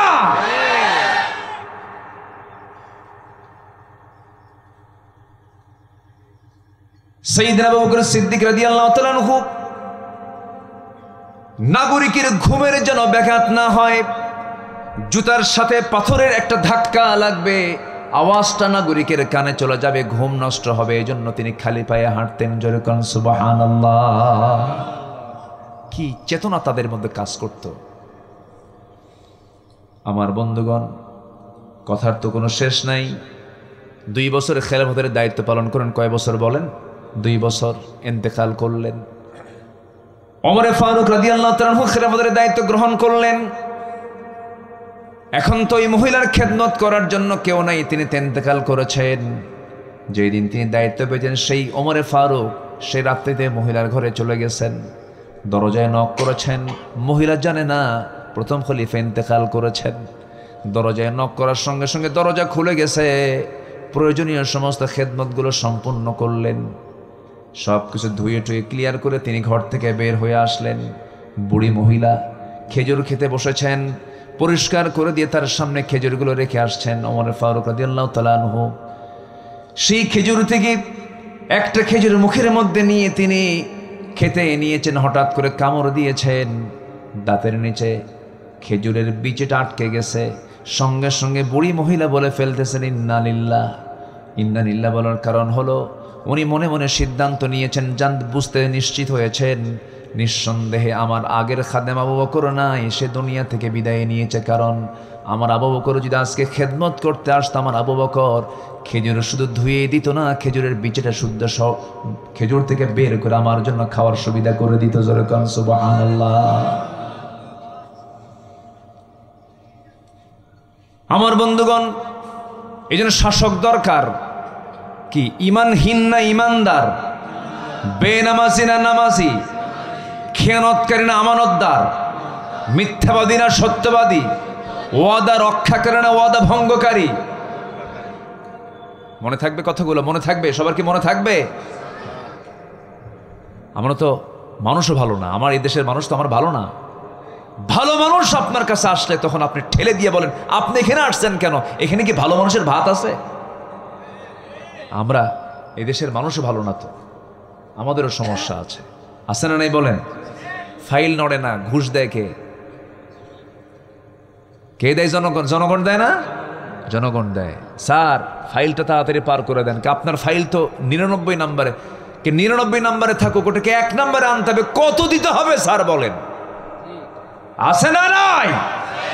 আচ্ছা, ঘুষ খাওয়া তো দোষ, তবে ঘুষ দেওয়ার মধ্যে কোনো দোষ নাই। আসতে কয়, আছে না নাই? সুদ খাওয়া তো দোষ, তবে সুদ দিতে কোনো দোষ নাই। হ্যাঁ, আছে না নাই? সুদ খাওয়াও দোষ, সুদ দেওয়াও দোষ। সুদ খাইলি কেন? এটারও বিচার হবে। সুদ দিলি কেন? এটারও বিচার হবে। বিচার করবেন কে? চলে যাচ্ছেন নাকি আপনারা? সবাই থাকবেন তো? জোরে বলি ইনশাআল্লাহ। সুদের কথা বলতেছি তো আবার রাগ করতেছেন কিনা জানি না। এই সময় দয়া করে উঠবেন না, যদি ওঠেন ভাববো ওটাই সুদ খায়।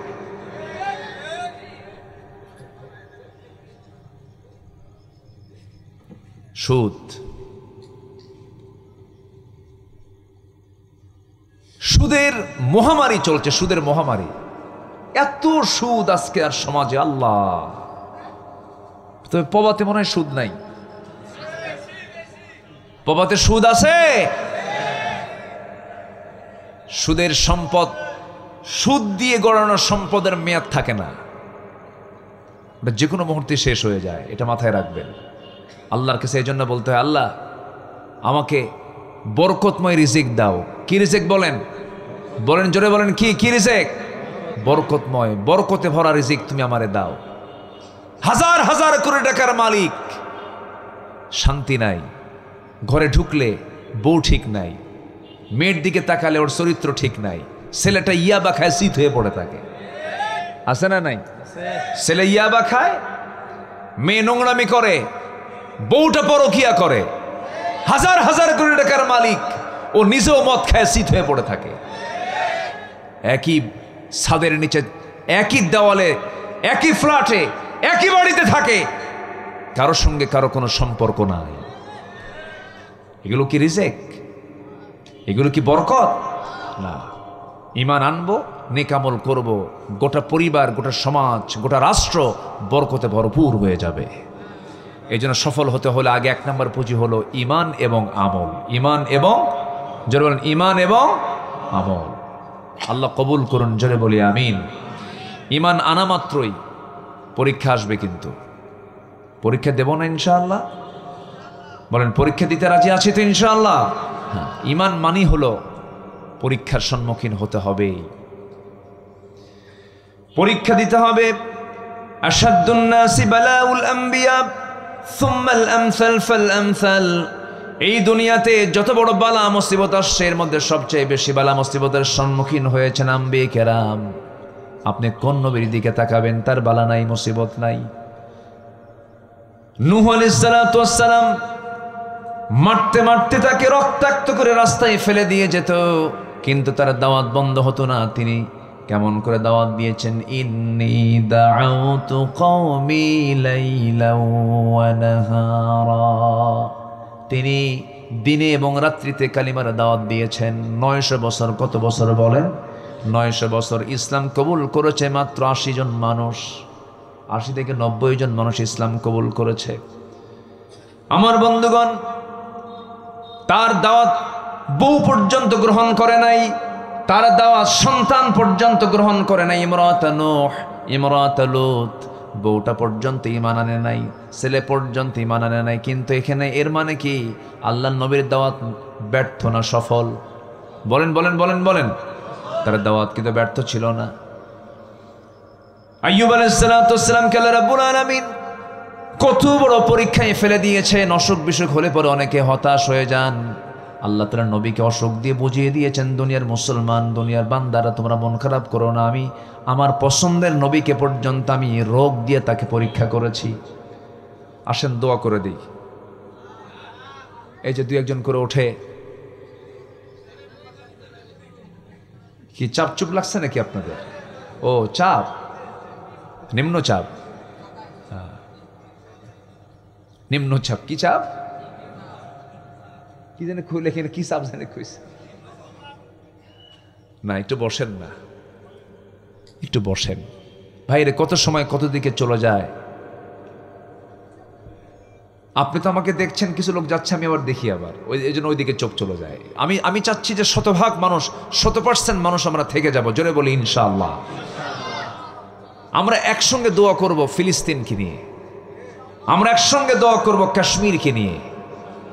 আর তবে আমার বিশ্বাস খুব বেশি দিন ধরে নয়, ভারত টুকরো টুকরো হয়ে যাবে।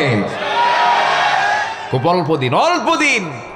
গাজওয়াতুল হিন্দের ঘান আমরা নাকের মধ্যে পাচ্ছি। আল্লাহর ঘরকে তারা হাত দিয়েছে, ওরাও টুকরো টুকরো হয়ে যাবে। সময় বেশি দিন নাই।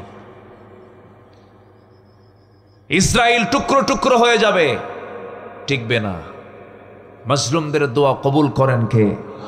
মাজলুমদের দোয়া কবুল করেন কে?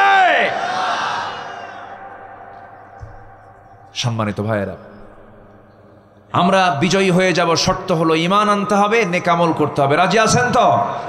ঈমান এবং নেক আমল থাকলে আমার মুখের দোয়া কবুল করবেন কে? যা বলবো তাই কবুল করবেন তিনি। সবাই কি নামাজ পড়তে রাজি আছেন? কয় ওয়াক্ত নামাজ? আমার না খুব লজ্জা লাগে জানেন, মুসলমানকে নামাজের কথা বলতে হয়। বিষয়টা এরকম না? মুসলমানকে নামাজের কথা বলতে হয়। মুসলমানকে কেন বলতে হবে নামাজের কথা? এর কারণ হচ্ছে সবচাইতে বড় ব্যর্থতা হলো রাষ্ট্রের ব্যর্থতা, রাষ্ট্রের ব্যর্থতা, রাষ্ট্রের ব্যর্থতা। এত আইন পাশ হলো, নামাজের আইন কেউ পাশ করলো না। কি আইন পাশ করলো? আইন পাশ করলো হলো বেশ্যাবৃত্তির আইন পাশ করছে। করে নাই? করে নাই? সেই পতিতারা পতিতাবৃত্তি করবে, তাদেরকে শ্রমিকের মর্যাদা দিতে হবে। নারী সংস্কারের কিছু নীতিমালা এই প্রেক্ষাপটে পাশ করার ষড়যন্ত্র করা মানে কিছু নাস্তিক ঘাপটি মারা কিছু নাস্তিক বিভিন্ন মন্ত্রণালয়ে বসে আছে, ঠিক কিনা? এগুলো আমরা হতে দেব না। মেয়েদের সম্মান মর্যাদা প্রতিষ্ঠিত হবে পর্দার বাইরে না পর্দার ভিতরে?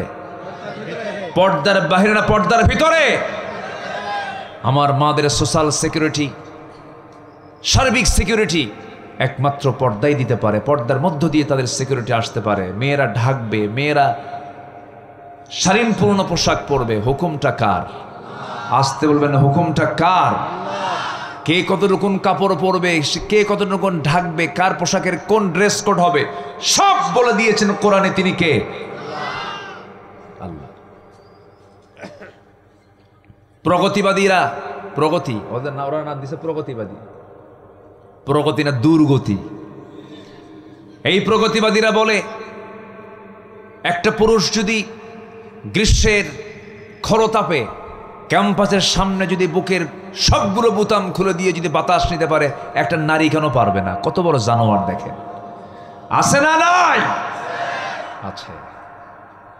এগুলো দুষ্টামি, এগুলো শয়তানি। আল্লাহ তাআলা মাদেরকে বাহ্যিক যে স্ট্রাকচার দিয়েছেন, শারীরিক যে স্ট্রাকচার দিয়েছেন, মেয়েদেরকে আল্লাহ পাক ঢাকতে বলেছেন। আইয়ুদনিনা আলাইহিন্না মিন জালাবিবিহিন্না, তারা তাদের দেহের উপরে প্রশস্ত কাপড়টা ঝুলিয়ে দেবে। এটা কার বিধান বলেন তো? আসতে বলবেন কার বিধান? গত কয়েকদিন আগে বাউফল, পটুয়াখালীর বাউফলে কোন এক কর্মকর্তা একজন এসএসসি পরীক্ষার্থী হলে বোরকা পরে ঢুকবে বলে তাকে বলা হয়েছে মুখের নেকাব না খুললে ঢুকতে দেওয়া হবে না। এদের ধরে জুতা বেটা করা দরকার। এখন এগুলো ষড়যন্ত্রগুলো চলছে। সম্মানিত ভাইয়েরা, সম্মানিত বন্ধুগণ, আমরা ঈমান এনেছি, নেক আমলও করব। জোরে বলি ইনশাআল্লাহ। বেনামাজি থাকবো না, নামাজি হব। জোরে বলি ইনশাআল্লাহ। বউ বেনামাজি, তাকে নামাজি বানাবো, বলবা নামাজ তোমাকে পড়তেই হবে। পৃথিবীর যত ভুল একজন মহিলা করুক, ইসলাম কখনো তালাককে পছন্দ করে না। ইসলাম তালাককে অপছন্দ করেছে। তালাক দিও না, বৈঠকে বসো, সমাধান করো।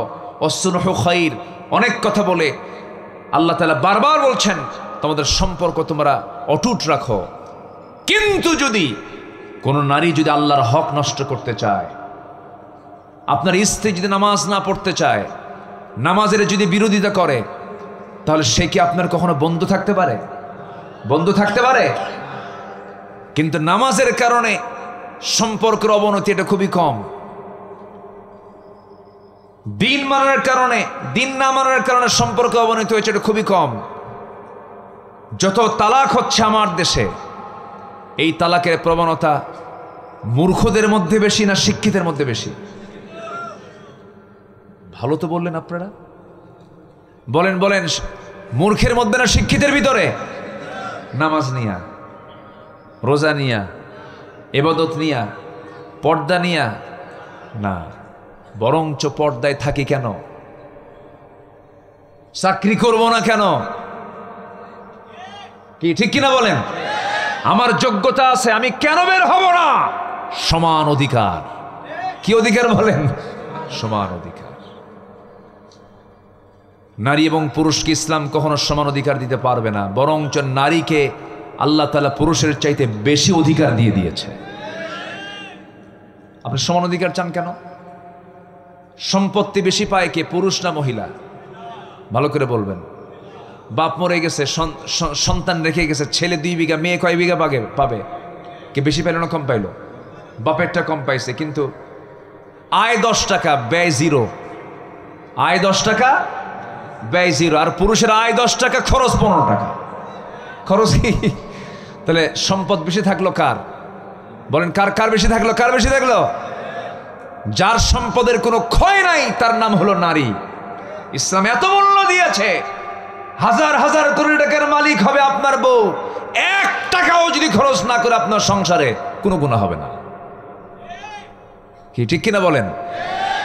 কিন্তু দায়িত্ব হলো স্বামীর, তাকে খরচ করতে হবে, ফরজ মনে করে খরচ করতে হবে। হ্যাঁ, যদি আপনার স্ত্রী যদি খরচ করেন, এটাই হেসান, ভালো, উত্তম কাজ। কিন্তু খরচ না করলে এতে কোনো যায় আসে না। তাহলে ইসলাম কি নারীকে ঠকাইছে মনে হয় নাকি? বোঝে না মায়েরা, উল্টাপাল্টা এমনি একটা কথা বলে যে আমাদের এমনি বস্তাবন্দি করে রাখছে, ঘরের মধ্যে রাখছে, রান্না বান্না করার জন্য রাখছে। ভুল কথা এগুলো। সন্তান কার পেটে থাকে? তো আপনার সন্তানটা পুরুষের পেটে ঢুকায় দেন, মা দেন, ঢুকায়া ঢুকবে? পুরুষ কি সন্তান ধারণ করে না? তাহলে যার সাথে, যার পেটের সাথে, যার দেহের সাথে সন্তানের সম্পর্ক জুড়ে আছে, ডিপার্টমেন্ট সম্পূর্ণ ভিন্ন, তাদের কর্ম ভিন্ন, তাদের ক্ষেত্র ভিন্ন, ঠিক কিনা? বোঝে না, বোঝে না। আল্লাহ পাক নারীকে কি দাম দিয়েছেন জানেন? প্রশ্ন করবেন হাদিসে, হাদিস বলে দাও জান্নাত কোথায়? হাদিস বলে দিচ্ছে জান্নাত মায়ের পায়ের নিচে। যেরকম সুবহানাল্লাহ। এরপরেও কই ইসলাম ঠকাইছে। ইসলাম কি ঠকাইছে? এগুলো ভুল কথা, এগুলো বোঝে না, জানে না, এই জন্য এই সমস্ত কথাগুলো বলা হয়। জানেন এই পৃথিবীতে একজন নারী দুনিয়াতে বসে জান্নাতের খাবার খেয়েছেন, বলেন কোন মহিলা? মারিয়াম। জোরে কোন সুবহানাল্লাহ, জোরে কোন সুবহানাল্লাহ। চিন্তা করা যায় জান্নাতের খাবার দুনিয়াতে বসে খাইয়েছেন আল্লাহ পাক একটা নারীকে। জান্নাতের খাবার খাইয়ে দিলেন কেন? জাকারিয়া আলাইহিস সালাতু ওয়াস সালাম তার খেদমতের দায়িত্বে ছিলেন। এই বাইতুল মুকাদ্দাসের পাশে একটা ঘর ছিল, সেই ঘরে তাকে রাখা হলো। তিনি যখন খাবার দিয়ে আসতেন তালা খুলতেন, খাবার দিয়ে আসতেন, তালা মেরে আবার চলে আসতেন। হঠাৎ করে 3টা দিন তার স্মৃতি থেকে মুছে গেছে, মারিয়ামকে খাবার দিয়ে আসতে হবে। 3 দিন একটানা যান নাই। হঠাৎ করে তার মনে হলো জাকারিয়া আলাইহিস সালাতু ওয়াস সালাম 3 দিনের মাথায় গিয়ে দরজা খুলে দেখেন মারিয়াম সুন্দর করে বসে আছেন, সামনে কোনো সমস্যা নাই। কিন্তু তার সামনে অসময়কালীন ফলমূলগুলো। আম হয় কোন মৌসুমে বলেন? এই গ্রীষ্মকালে, ঠিক আছে না? গ্রীষ্মকালে আমের মৌসুম, কিন্তু শীতকালে আপনি আম নর্মাল, এখন হয়তো 12 মাসই আম থাকে, সেটা ভিন্ন কথা, কিন্তু আমের মৌসুম তো এটাই মৌসুম। এই সময় অসময়কালীন ফলমূলগুলো তার সামনে কে যেন সুন্দর করে সাজিয়ে রেখেছে। বলা হলো মারিয়াম আন্না লাকি হাদা ইয়া মারিয়াম। কোরআনে এগুলো কথা আছে না নাই বলেন তো? আন্না লাকি হাদা ইয়া মারিয়াম, মারিয়াম তুমি এই সমস্ত খাবারগুলো কোথায় পেয়েছো? সুন্দর করে মারিয়াম জবাব দিচ্ছেন, ক্বালাত হুয়া মিন ইনদিল্লাহ। ও খালু, জাকারিয়া আলাইহিস সালাতু ওয়াস সালাম আল্লাহর পক্ষ থেকে আল্লাহ আমার জন্য স্পেশালি জান্নাতের খাবার পাঠায়া দিয়েছেন। ভরসা কার উপর ছিল? আপনিও ভরসা করেন মা, আল্লাহ আপনার রিজিক দিয়ে দিবেন। বলে যে পুরুষ চাকরি করবে, আমিও চাকরি করব। হ্যাঁ চাকরি করেন, পুরুষের সাথে না, মেয়েদের মহলে চাকরি করেন। কি ঠিক কিনা বলেন? চাকরি করেন, পর্দা ছাড়া না, পর্দা সহ চাকরি করেন, পর্দায় থেকে চাকরি করেন, কোনো সমস্যা নাই, কোনো প্রবলেম নেই। কিন্তু পর্দা নাই যেখানে চাকরি করা যাবে না সেখানে, এটা হচ্ছে সবচেয়ে বড় বিষয়। ইসলাম আপনাকে এত সংকীর্ণ করে রাখে না, অবশ্যই আপনার দায়িত্ব আছে। আপনি একজন পর্দাশীলা মহিলা, আপনার অপারেশন লাগবে, পেট অপারেশন করতে হবে। কি পুরুষ ডাক্তার ভালো হয় না মহিলা ডাক্তার ভালো হয়? ডাক্তার হবে মেয়েরা, সমস্যা কোথায়? কোনো প্রবলেম নেই। ইঞ্জিনিয়ারিং ফার্ম তৈরি হবে, সেখানে শুধু মহিলারা থাকবে, সেখানে সমস্যা নেই। প্রাইমারি স্কুল টোটাল মেয়েদের হাতে তুলে দেওয়া উচিত। প্রাইমারি স্কুল মেয়েরা দেখবে, কোনো সমস্যা নাই। সব পরিচালনা মেয়েরা করবে, কোনো ডিপার্টমেন্ট, কোনো সমস্যা নাই। কিন্তু চাকরি আগে না পর্দা আগে? আমার দেশে কোনটা আগে বলেন? আমার দেশে কোনটা আগে? চাকরি আগে, পর্দা দরকার নাই। আরো খোলো, যত খোলে তত সাহসী, তত কি সাহসী। কম কথা, সাহসী মহিলা, সাহসী নারী, সাহসী অভিনেত্রী সব খুলে ফেলে। যেরকম নাউজুবিল্লাহ। মেয়েরা খুললে মর্যাদা পাবে না ঢাকলে মর্যাদা পাবে? ঢাকলে মর্যাদা পাবে। যত দামি দামি সম্পদগুলো সব আল্লাহ পাক, যত দামি দামি জিনিস মুক্তা কার পেটে থাকে? বলেন বলেন বলেন বলেন। ঝিনুকের পেটে। ঝিনুক থাকে কোথায়? সাগরের তলে থাকে। মুক্তা ঝিনুকের পেটে, ঝিনুক থাকে সাগরের তলে। আল্লাহ পাক পর্দার মধ্যে রেখে দিয়েছেন। দামি দামি ফলমূলগুলো আল্লাহ পাক পর্দার মধ্যে রেখে দিয়েছেন।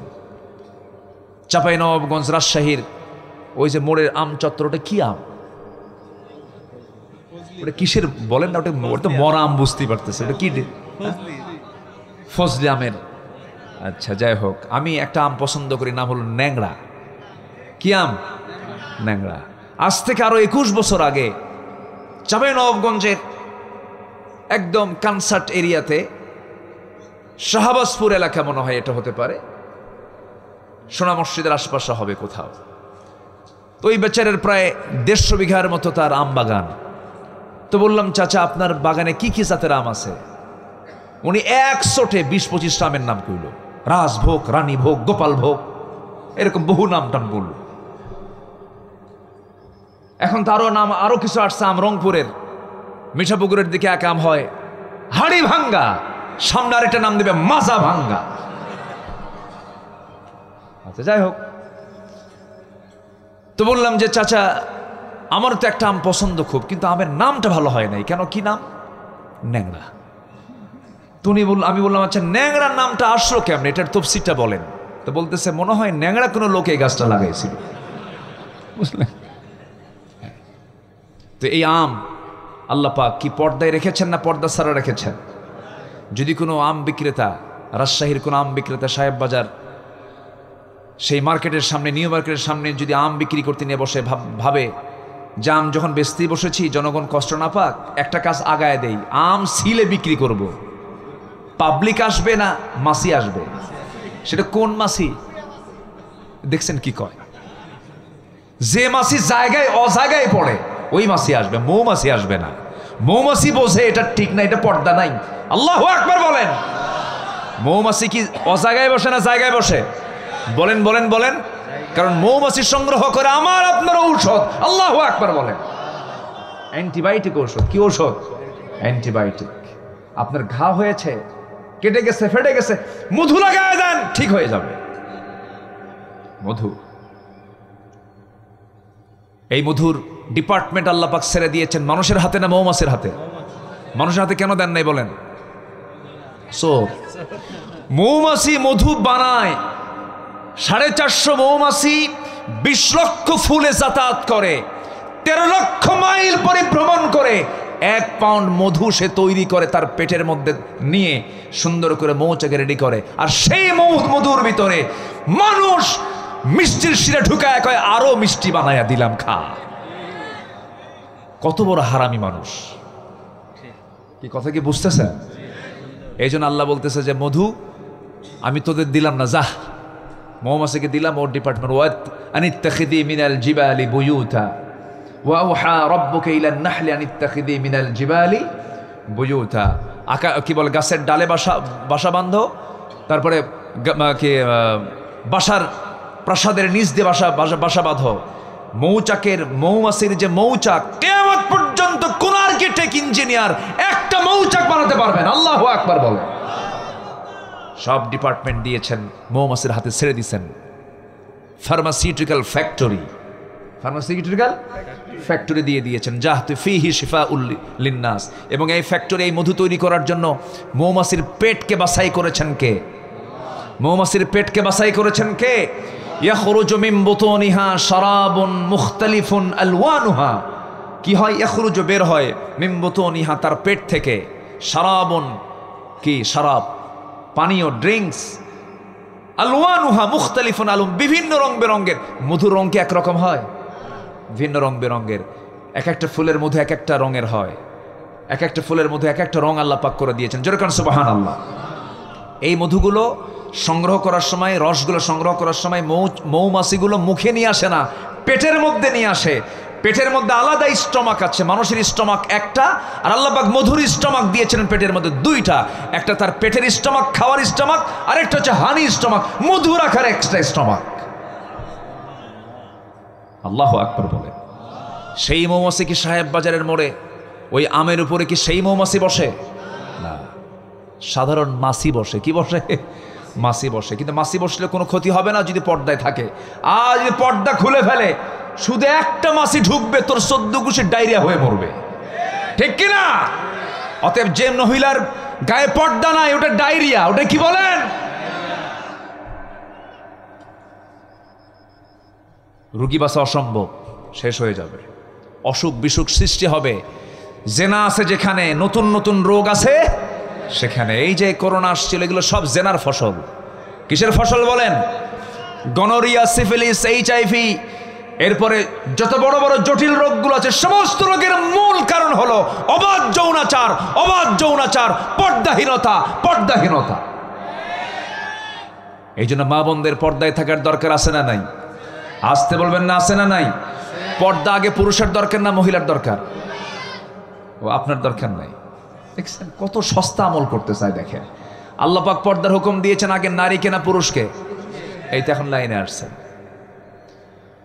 পুরুষকে পর্দা করতে হবে।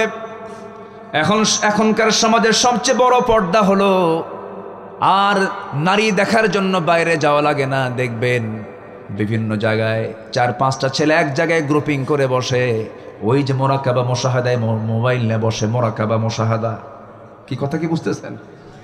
ওই যে বসে আছে ঘন্টার পর ঘন্টা পার করতেছে, 1 ঘন্টা 2 ঘন্টা 3 ঘন্টা চলে যায়, কুটকুট করে হাসে, আবার স্ক্রিনের দিকে তাকায়, শুধু নখ দিয়ে টানে, দেখার পরে দেখতে থাকে, সময় চলে গেল, আধা ঘন্টা গেল, 1 ঘন্টা গেল, 2 ঘন্টা চলে গেল। এই যে আজকে ডিভাইসটা বের করে দিয়েছে ফেসবুক, কি মুসলমানদের না ইহুদির? বলেন কার কার কার কার কার কার? ইহুদির। আপনি এটাকে নিয়ন্ত্রণ করতে না পারলে আপনার ইমানটাও হেরে যাবে। ইমান নষ্ট করার জন্য তো এগুলো নিয়ে আসা হয়েছে। এর যতটুকু উপকার আছে তার চেয়ে ক্ষতির পরিমাণ কম না বেশি? এর থেকে যেটা কল্যাণ সেটা আপনি গ্রহণ করবেন। অতিরঞ্জিত পর্দার খেলাফ হয়ে যায় এমন কিছু আপনার জন্য করা যাবে না। ইমানকে যদি মজবুত রাখতে চান, নেক আমল করতে হবে। পর্দা হচ্ছে শ্রেষ্ঠ নেক আমল, সেই নেক আমলটা করবো আমরা, জোরে বলি ইনশাআল্লাহ। আল্লাহ রাব্বুল আলামিন সুন্দর করে বলছেন সূরা বুরুজের, আমি 11 নম্বর আয়াতের তেলাওয়াত দিয়ে শুরু করেছিলাম। 9টা কাজ করলে পরে আমরা সফল হব। 1 নম্বর কাজ চলতেছিল, নাম্বার 1 হলো ইমান যারা আনবে, নেক আমল যারা করবে, তারা ফৌজুন কাবীর, তারা মহাসফল হয়ে যাবে। আমরা ইমান আনবো, নেক আমল করবো, 5 ওয়াক্ত নামাজ পড়বো। কারা কারা একটু হাত তুলে দেখান তো দেখি, জোরে বলি ইয়া আল্লাহ, আর জোরে বলি ইয়া আল্লাহ। আমাদেরকে 5 ওয়াক্ত সালাত আদায় করার তৌফিক তুমি আল্লাহ দিয়া দাও, জোরে বলি আমিন, আরো জোরে আমিন। হাত নামান। নাম্বার 2 হলো নফসের শুদ্ধতা লাগবে। কিসের বলেন তো? নফসটা কোথায়? নফস কোথায়? অনেকে কয় মাথায়, সারছে কাম। এখন এ তো আবার প্যাঁচ লেগে যাচ্ছে না, মানে উনি এখন কোন নিয়তে যে বললেন জানি না, আমি একটু বলে দিচ্ছি। কিছু মানে আলোচকদের মধ্যে কিছু বিভ্রান্তি, এটা আত্তাকওয়া হা হুনা, আত্তাকওয়া হা হুনা আল্লাযী ইউওয়াসওয়িসু ফি, বলেন বলেন বলেন বলেন, সুদুরিন নাস, আল্লাযী ইউওয়াসওয়িসু ফি সুদুরিন নাস। ওয়াসওয়াসা দেয় শয়তান হলো কোথায়? ফি সুদুরিন নাস, মানুষের বক্ষে। কুলুবিন নাস বলেননি, কলবের দরজা হলো সদর। কলবের দরজা কি? সদর। এই সদরে এসে ধাক্কা দেয়, কলবের ভিতরে শয়তান কখনো ঢুকতে পারে না। আল্লাহু আকবার বলেন। ইয়াসআলুনাকা আনির রূহ কুলির রূহু মিন আমরি রাব্বি। অতএব নফস এই জায়গায়, আত্তাকওয়া হা হুনা, তাকওয়াটা এই জায়গা থেকে আমার সৃষ্টি করতে হবে। এটা যার ঠিক থাকবে তার সব ঠিক থাকবে, যেরকম সুবহানাল্লাহ। আল্লাহ রাব্বুল আলামিন বলেন, সফল হতে চাও, নাম্বার 2 হলো 1 নাম্বার ঈমান আনবে, নেক আমল করবে। নাম্বার 2 হলো পরিশুদ্ধিতা নিয়ে আসবে, তাজকিয়াতুন নফস নিয়ে আসতে হবে, নফসের শুদ্ধতা নিয়ে আসতে হবে। ক্বাদ আফলাহা মান তাযাক্কা ওয়া যাকারা ইসমা রাব্বিহি ফাসাল্লা বাল তু'থিরুনাল হায়াতাদ দুনিয়া ওয়াল আখিরাতু খায়রুন ওয়া আবকা إن هذا لفي الصحف الأولى صحف إبراهيم وموسى জোরে বলুন আল্লাহু আকবার। সফল হওয়ার জন্য 9টা আমল। কয়টা আমল বলেন? 9টা আমল। নাম্বার 1 হলো ঈমান, নেক আমল। নাম্বার 2 হলো পরিশুদ্ধিতা, তাজকিয়াতুন নফস, নফসের শুদ্ধতা দরকার। নামাজ আছে, রোজা আছে, হজ আছে, যাকাত আছে, দান সদকা আছে, কিন্তু নফস ঠিক নাই। দান সদকা দিলে পরে হুজুরকে বলে দে, হুজুর এত টাকা দান করলাম, জোরে একটা স্লোগান মারেন, তাছাড়া দিব না। এ আছে না নাই বলেন তো? এটা আমার নামটা বড় করে বলেন, কি ওর কি দান হয়েছে? আজ থেকে দান হয়েছে কি ওর দান? না। এই জন্য নফসের শুদ্ধতা দরকার। নামাজে আসি 5 ওয়াক্ত, আমারে কমিটির মধ্যে রাখে না, ও নামাজই পড়ে না, ও কমিটির মধ্যে আছে। এ কি আছে না নাই বলেন? তাহলে ও নামাজ পড়তেছে কি হওয়ার জন্য? কমিটির সদস্য হওয়ার জন্য। তাহলে পরিশুদ্ধিতা হলো না। নাম্বার 3 হলো সত্যবাদী হতে হবে। সত্যবাদী হবে যারা, সফল হবে তারা। আল্লাহ রাব্বুল আলামিন সত্যবাদীদের ব্যাপারে বলছেন, যারা সত্যবাদী হবে, যালিকাল ফাওজুল আযীম, তারাই হবে মহাসাফল্য সাফল্যবান। নাম্বার 4 হলো তাকওয়া অর্জন করবে যারা, তারা সফল হবে। ওয়া মাইয়ুতিইল্লাহা ওয়া রাসূলাহু ওয়া ইয়াখশাল্লাহ ওয়া ইয়াত্তাকিহি ফাউলাইকা হুমুল ফাইজুন। জোরে বলুন আল্লাহু আকবার। নাম্বার 5 হলো ধৈর্যশীল হবে যারা, আল্লাহ রাব্বুল আলামিন তাদেরকে সফল বলেছেন। ইন্নী জাযাইতুহুমুল ইয়াওমা বিমা সাবারু আন্নাহুম হুমুল ফাইজুন। জোরে বলুন আল্লাহু আকবার। নাম্বার 6 হলো আল্লাহ এবং তার রাসূলের যারা আনুগত্য করবে তারা মহাসাফল্যে সাফল্যবান হবে। ওয়া মাইয়ুতিইল্লাহা ওয়া রাসূলাহু ফাকাদ ফাযা ফাওজান আযীমা। জোরে বলুন আল্লাহু আকবার। সৎ কাজের আদেশ দেবে যারা, অসৎ কাজের বাধা দেবে যারা, তারাও সফল হবে, তারাও মহাসাফল্য সাফল্যবান হবে। আল্লাহ রাব্বুল আলামিন সূরা ইমরান 104 নম্বর আয়াতে বলছেন, ওয়াল তাকুম মিনকুম উম্মাতুন ইয়াদউনা ইলাল খায়রি ওয়া ইয়া'মুরুনা বিল মা'রুফি ওয়া ইয়ানহাউনা আনিল মুনকার ওয়া উলাইকা হুমুল মুফলিহুন। জোরে বলুন আল্লাহু আকবার। নাম্বার 8 হলো তওবা করবে যারা, সফল হবে তারা।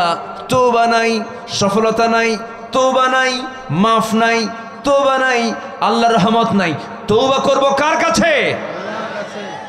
সব সময় না এক সময়? বলেন, এক সময় না সব সময়? গুনাহ আছে যার, তওবা করতে হবে তার। আমাদের জীবনে কারো গুনাহ নাই? গুনাহ আছে? গীবত হয়, হয় গীবত হয়। গীবত কাকে বলে? আমি খুব প্রচন্ড ভয় পাই, ওই তাফসীর যেদিন পড়েছে সেদিন থেকে প্রচন্ড ভয় পাই। অবলীলায় কেমন করে গীবতগুলো করা হয়। যদি কেউ কারো গীবত করে, গীবত হলো ওই পরচর্চা, ওই গুনার কাজ। ধরুন ভাইটা একটা ভুল কাজ করে ফেলেছে, সেই ভাইয়ের কথাটা আমি ভাইকে না বলে আমি অন্য কাউকে বলে বেড়ালাম, সত্য ঘটনাই, কিন্তু এটা তার বলে বেড়ানোটা অপছন্দের কাজ। এটা হলো গীবত। এটা কি বলেন? গীবতের কাজ। এই গীবত করে যারা মরে যাবে, যার নামে গীবত করা হয়েছে, সেই দিন কিয়ামতের দিন যে গীবতকারী, যে গীবত করেছে, যার গীবত করেছে, যে গীবত করেছে তার সমস্ত আমলনামাগুলো বিকাশ হবে। যার গীবত করা হয়েছে তার আমলনামায় কি হবে? বিকাশ। বুঝলেন তো? আমলগুলো ট্রান্সফার হয়ে যাবে। আমল ট্রান্সফার যখন হয়ে যাবে, ওই বান্দা বলবে, আল্লাহ এত রাতের তাহাজ্জুদ গেল কই, এত আমার জিকির আজগারগুলো গেল কই, এত আমলগুলো, কোন আমলগুলো গেল কোথায়? সেদিন আল্লাহ বলবেন, বান্দারে সব আমল তো তোর ছিল, কিন্তু যার গীবত করেছিল আমি আল্লাহ, তার আমল নামায় তোর সমস্ত আমলগুলো ট্রান্সফার করে আমি তাকে মাফ করে দিয়েছি। জোরে কোন আল্লাহু আকবার। আরো জোরে কোন আল্লাহু আকবার। তাহলে গীবত যদি করা হয়, এখানে ক্ষতি হয় কার বেশি বলেন? যে গীবত করলো না যার গীবত করা হলো? যে গীবত করলো আর যার গীবত করা হলো, তার লাভ না লস? তার লাভ না লস? অতএব যার গীবত করা হচ্ছে যখন শুনবে আমার নামে গীবত হয়, সেই সময় সেই ব্যক্তির উচিত মিষ্টি হাতে নিয়ে ওই বাড়িতে যাবো, ভাই ভালো করে গীবত কর। ঠিক আছে না? ভালো ভালো করে গীবত কর। তুই আমার আমল, তোর আমল নামা আমার আমল নামা দিয়ে দিচ্ছিস, ভালো করে গীবত কর। গীবতের ধারে বসে যাব না। গীবত মানে হলো যার গীবত করছেন তার উপকার করা। তার কি করা? উপকার করা, আপনার ক্ষতি বয়ে আনা। এই জন্য গীবত করার সময় নাই, মিথ্যা সাক্ষী দেওয়ার সময় নাই, আশেপাশে কাজ করার সময় নাই। যখন সময় আসবে আল্লাহর কাছে বলবো, আল্লাহর কাছে তওবা করব। আল্লাহর কাছে তওবা করার বিভিন্ন পন্থা আছে। সাইয়্যিদুল ইস্তিগফার আছে, সাইয়্যিদুল ইস্তিগফারটা আমরা পড়ব। এরপরে ছোট্ট আস্তাগফিরুল্লাহ, আস্তাগফিরুল্লাহ বলেন। কি বলেন? বলেন বলেন। আস্তাগফিরুল্লাহ, আস্তাগফিরুল্লাহ, আস্তাগফিরুল্লাহ বারবার বলবো। আমার নবজি গোটা দিনে 100 বারেরও বেশি বারে তিনি তওবা করেছেন, ইস্তিগফার পড়েছেন। আমার বন্ধুগণ, তওবা করলে আল্লাহ খুশি হয়ে যান। আল্লাহ রাব্বুল আলামিন বলেন, তুবু ইলাল্লাহি জামিআন আইয়ুহাল মুমিনুনা লাআল্লাকুম তুফলিহুন। জোরে বলুন আল্লাহু আকবার। সর্বশেষ নাম্বার 9 হলো তারাই তো সফল যাদের মধ্যে 9টা গুণ থাকবে, যাদের মধ্যে 7টা গুণ থাকবে। সূরা মুমিনুন বাড়িতে দেখে নেবেন, 7টা গুণ আছে যার সফলতা আছে তার। ক্বাদ আফলাহাল মুমিনুন। জোরে বলুন আল্লাহু আকবার। ওই সমস্ত মুমিনরা সফল কাম যারা নামাজটাকে সুন্দর করে আদায় করে, আজে বাজে কথা মুখ থেকে বের করে না, বেহুদা কোনো কথা বের করে না। আনিল লাগবি মুরিদুন ওয়াল্লাযীনা হুম লিয-যাকাতি ফাঈলুন। যাকাত যারা ঠিকমতো আদায় করে। আমরা যাকাত চাই না সুদ চাই? বলেন সমাজে আমরা কি চাই? যাকাত চাই না সুদ চাই? সুদ, শুধু ধনী হবে এক শ্রেণী, গরিব হবে একটা শ্রেণী। আর যাকাত যদি থাকে ভারসাম্য চলে আসবে, একটা ব্যালেন্স চলে আসবে, উঁচু নিচু ভাবটা দূর হয়ে যাবে। আমার বন্ধুগণ, নাম্বার 4 হলো যারা লজ্জাস্থান হেফাজত করবে। নাম্বার 5 হলো যারা ওয়াদা ঠিক রাখবে। নাম্বার 6 হলো যারা আমানত ঠিক রাখবে। নাম্বার 7 হলো নামাজ দিয়ে শুরু, নামাজ দিয়ে শেষ। ওয়াল্লাযীনা হুম আলা সালাওয়াতিহিম ইউহাফিযুন উলাইকা হুমুল ওয়ারিসুন الذين يرثون الفردوس هم فيها خالدون। এই 7টা কাজ হবে যার, সফলতা আসবে তার, সে হবে জান্নাতের বাসিন্দা। জোরে কোন সুবহানাল্লাহ। আল্লাহ কবুল করুন, আল্লাহ কবুল করুন। জোরে বলি আমিন। রাত হয়েছে অনেক বেশি, আমি বুঝি যে রাত হয়েছে, যতটুকুন হয়েছে আমরা বলে ফেলি আলহামদুলিল্লাহ।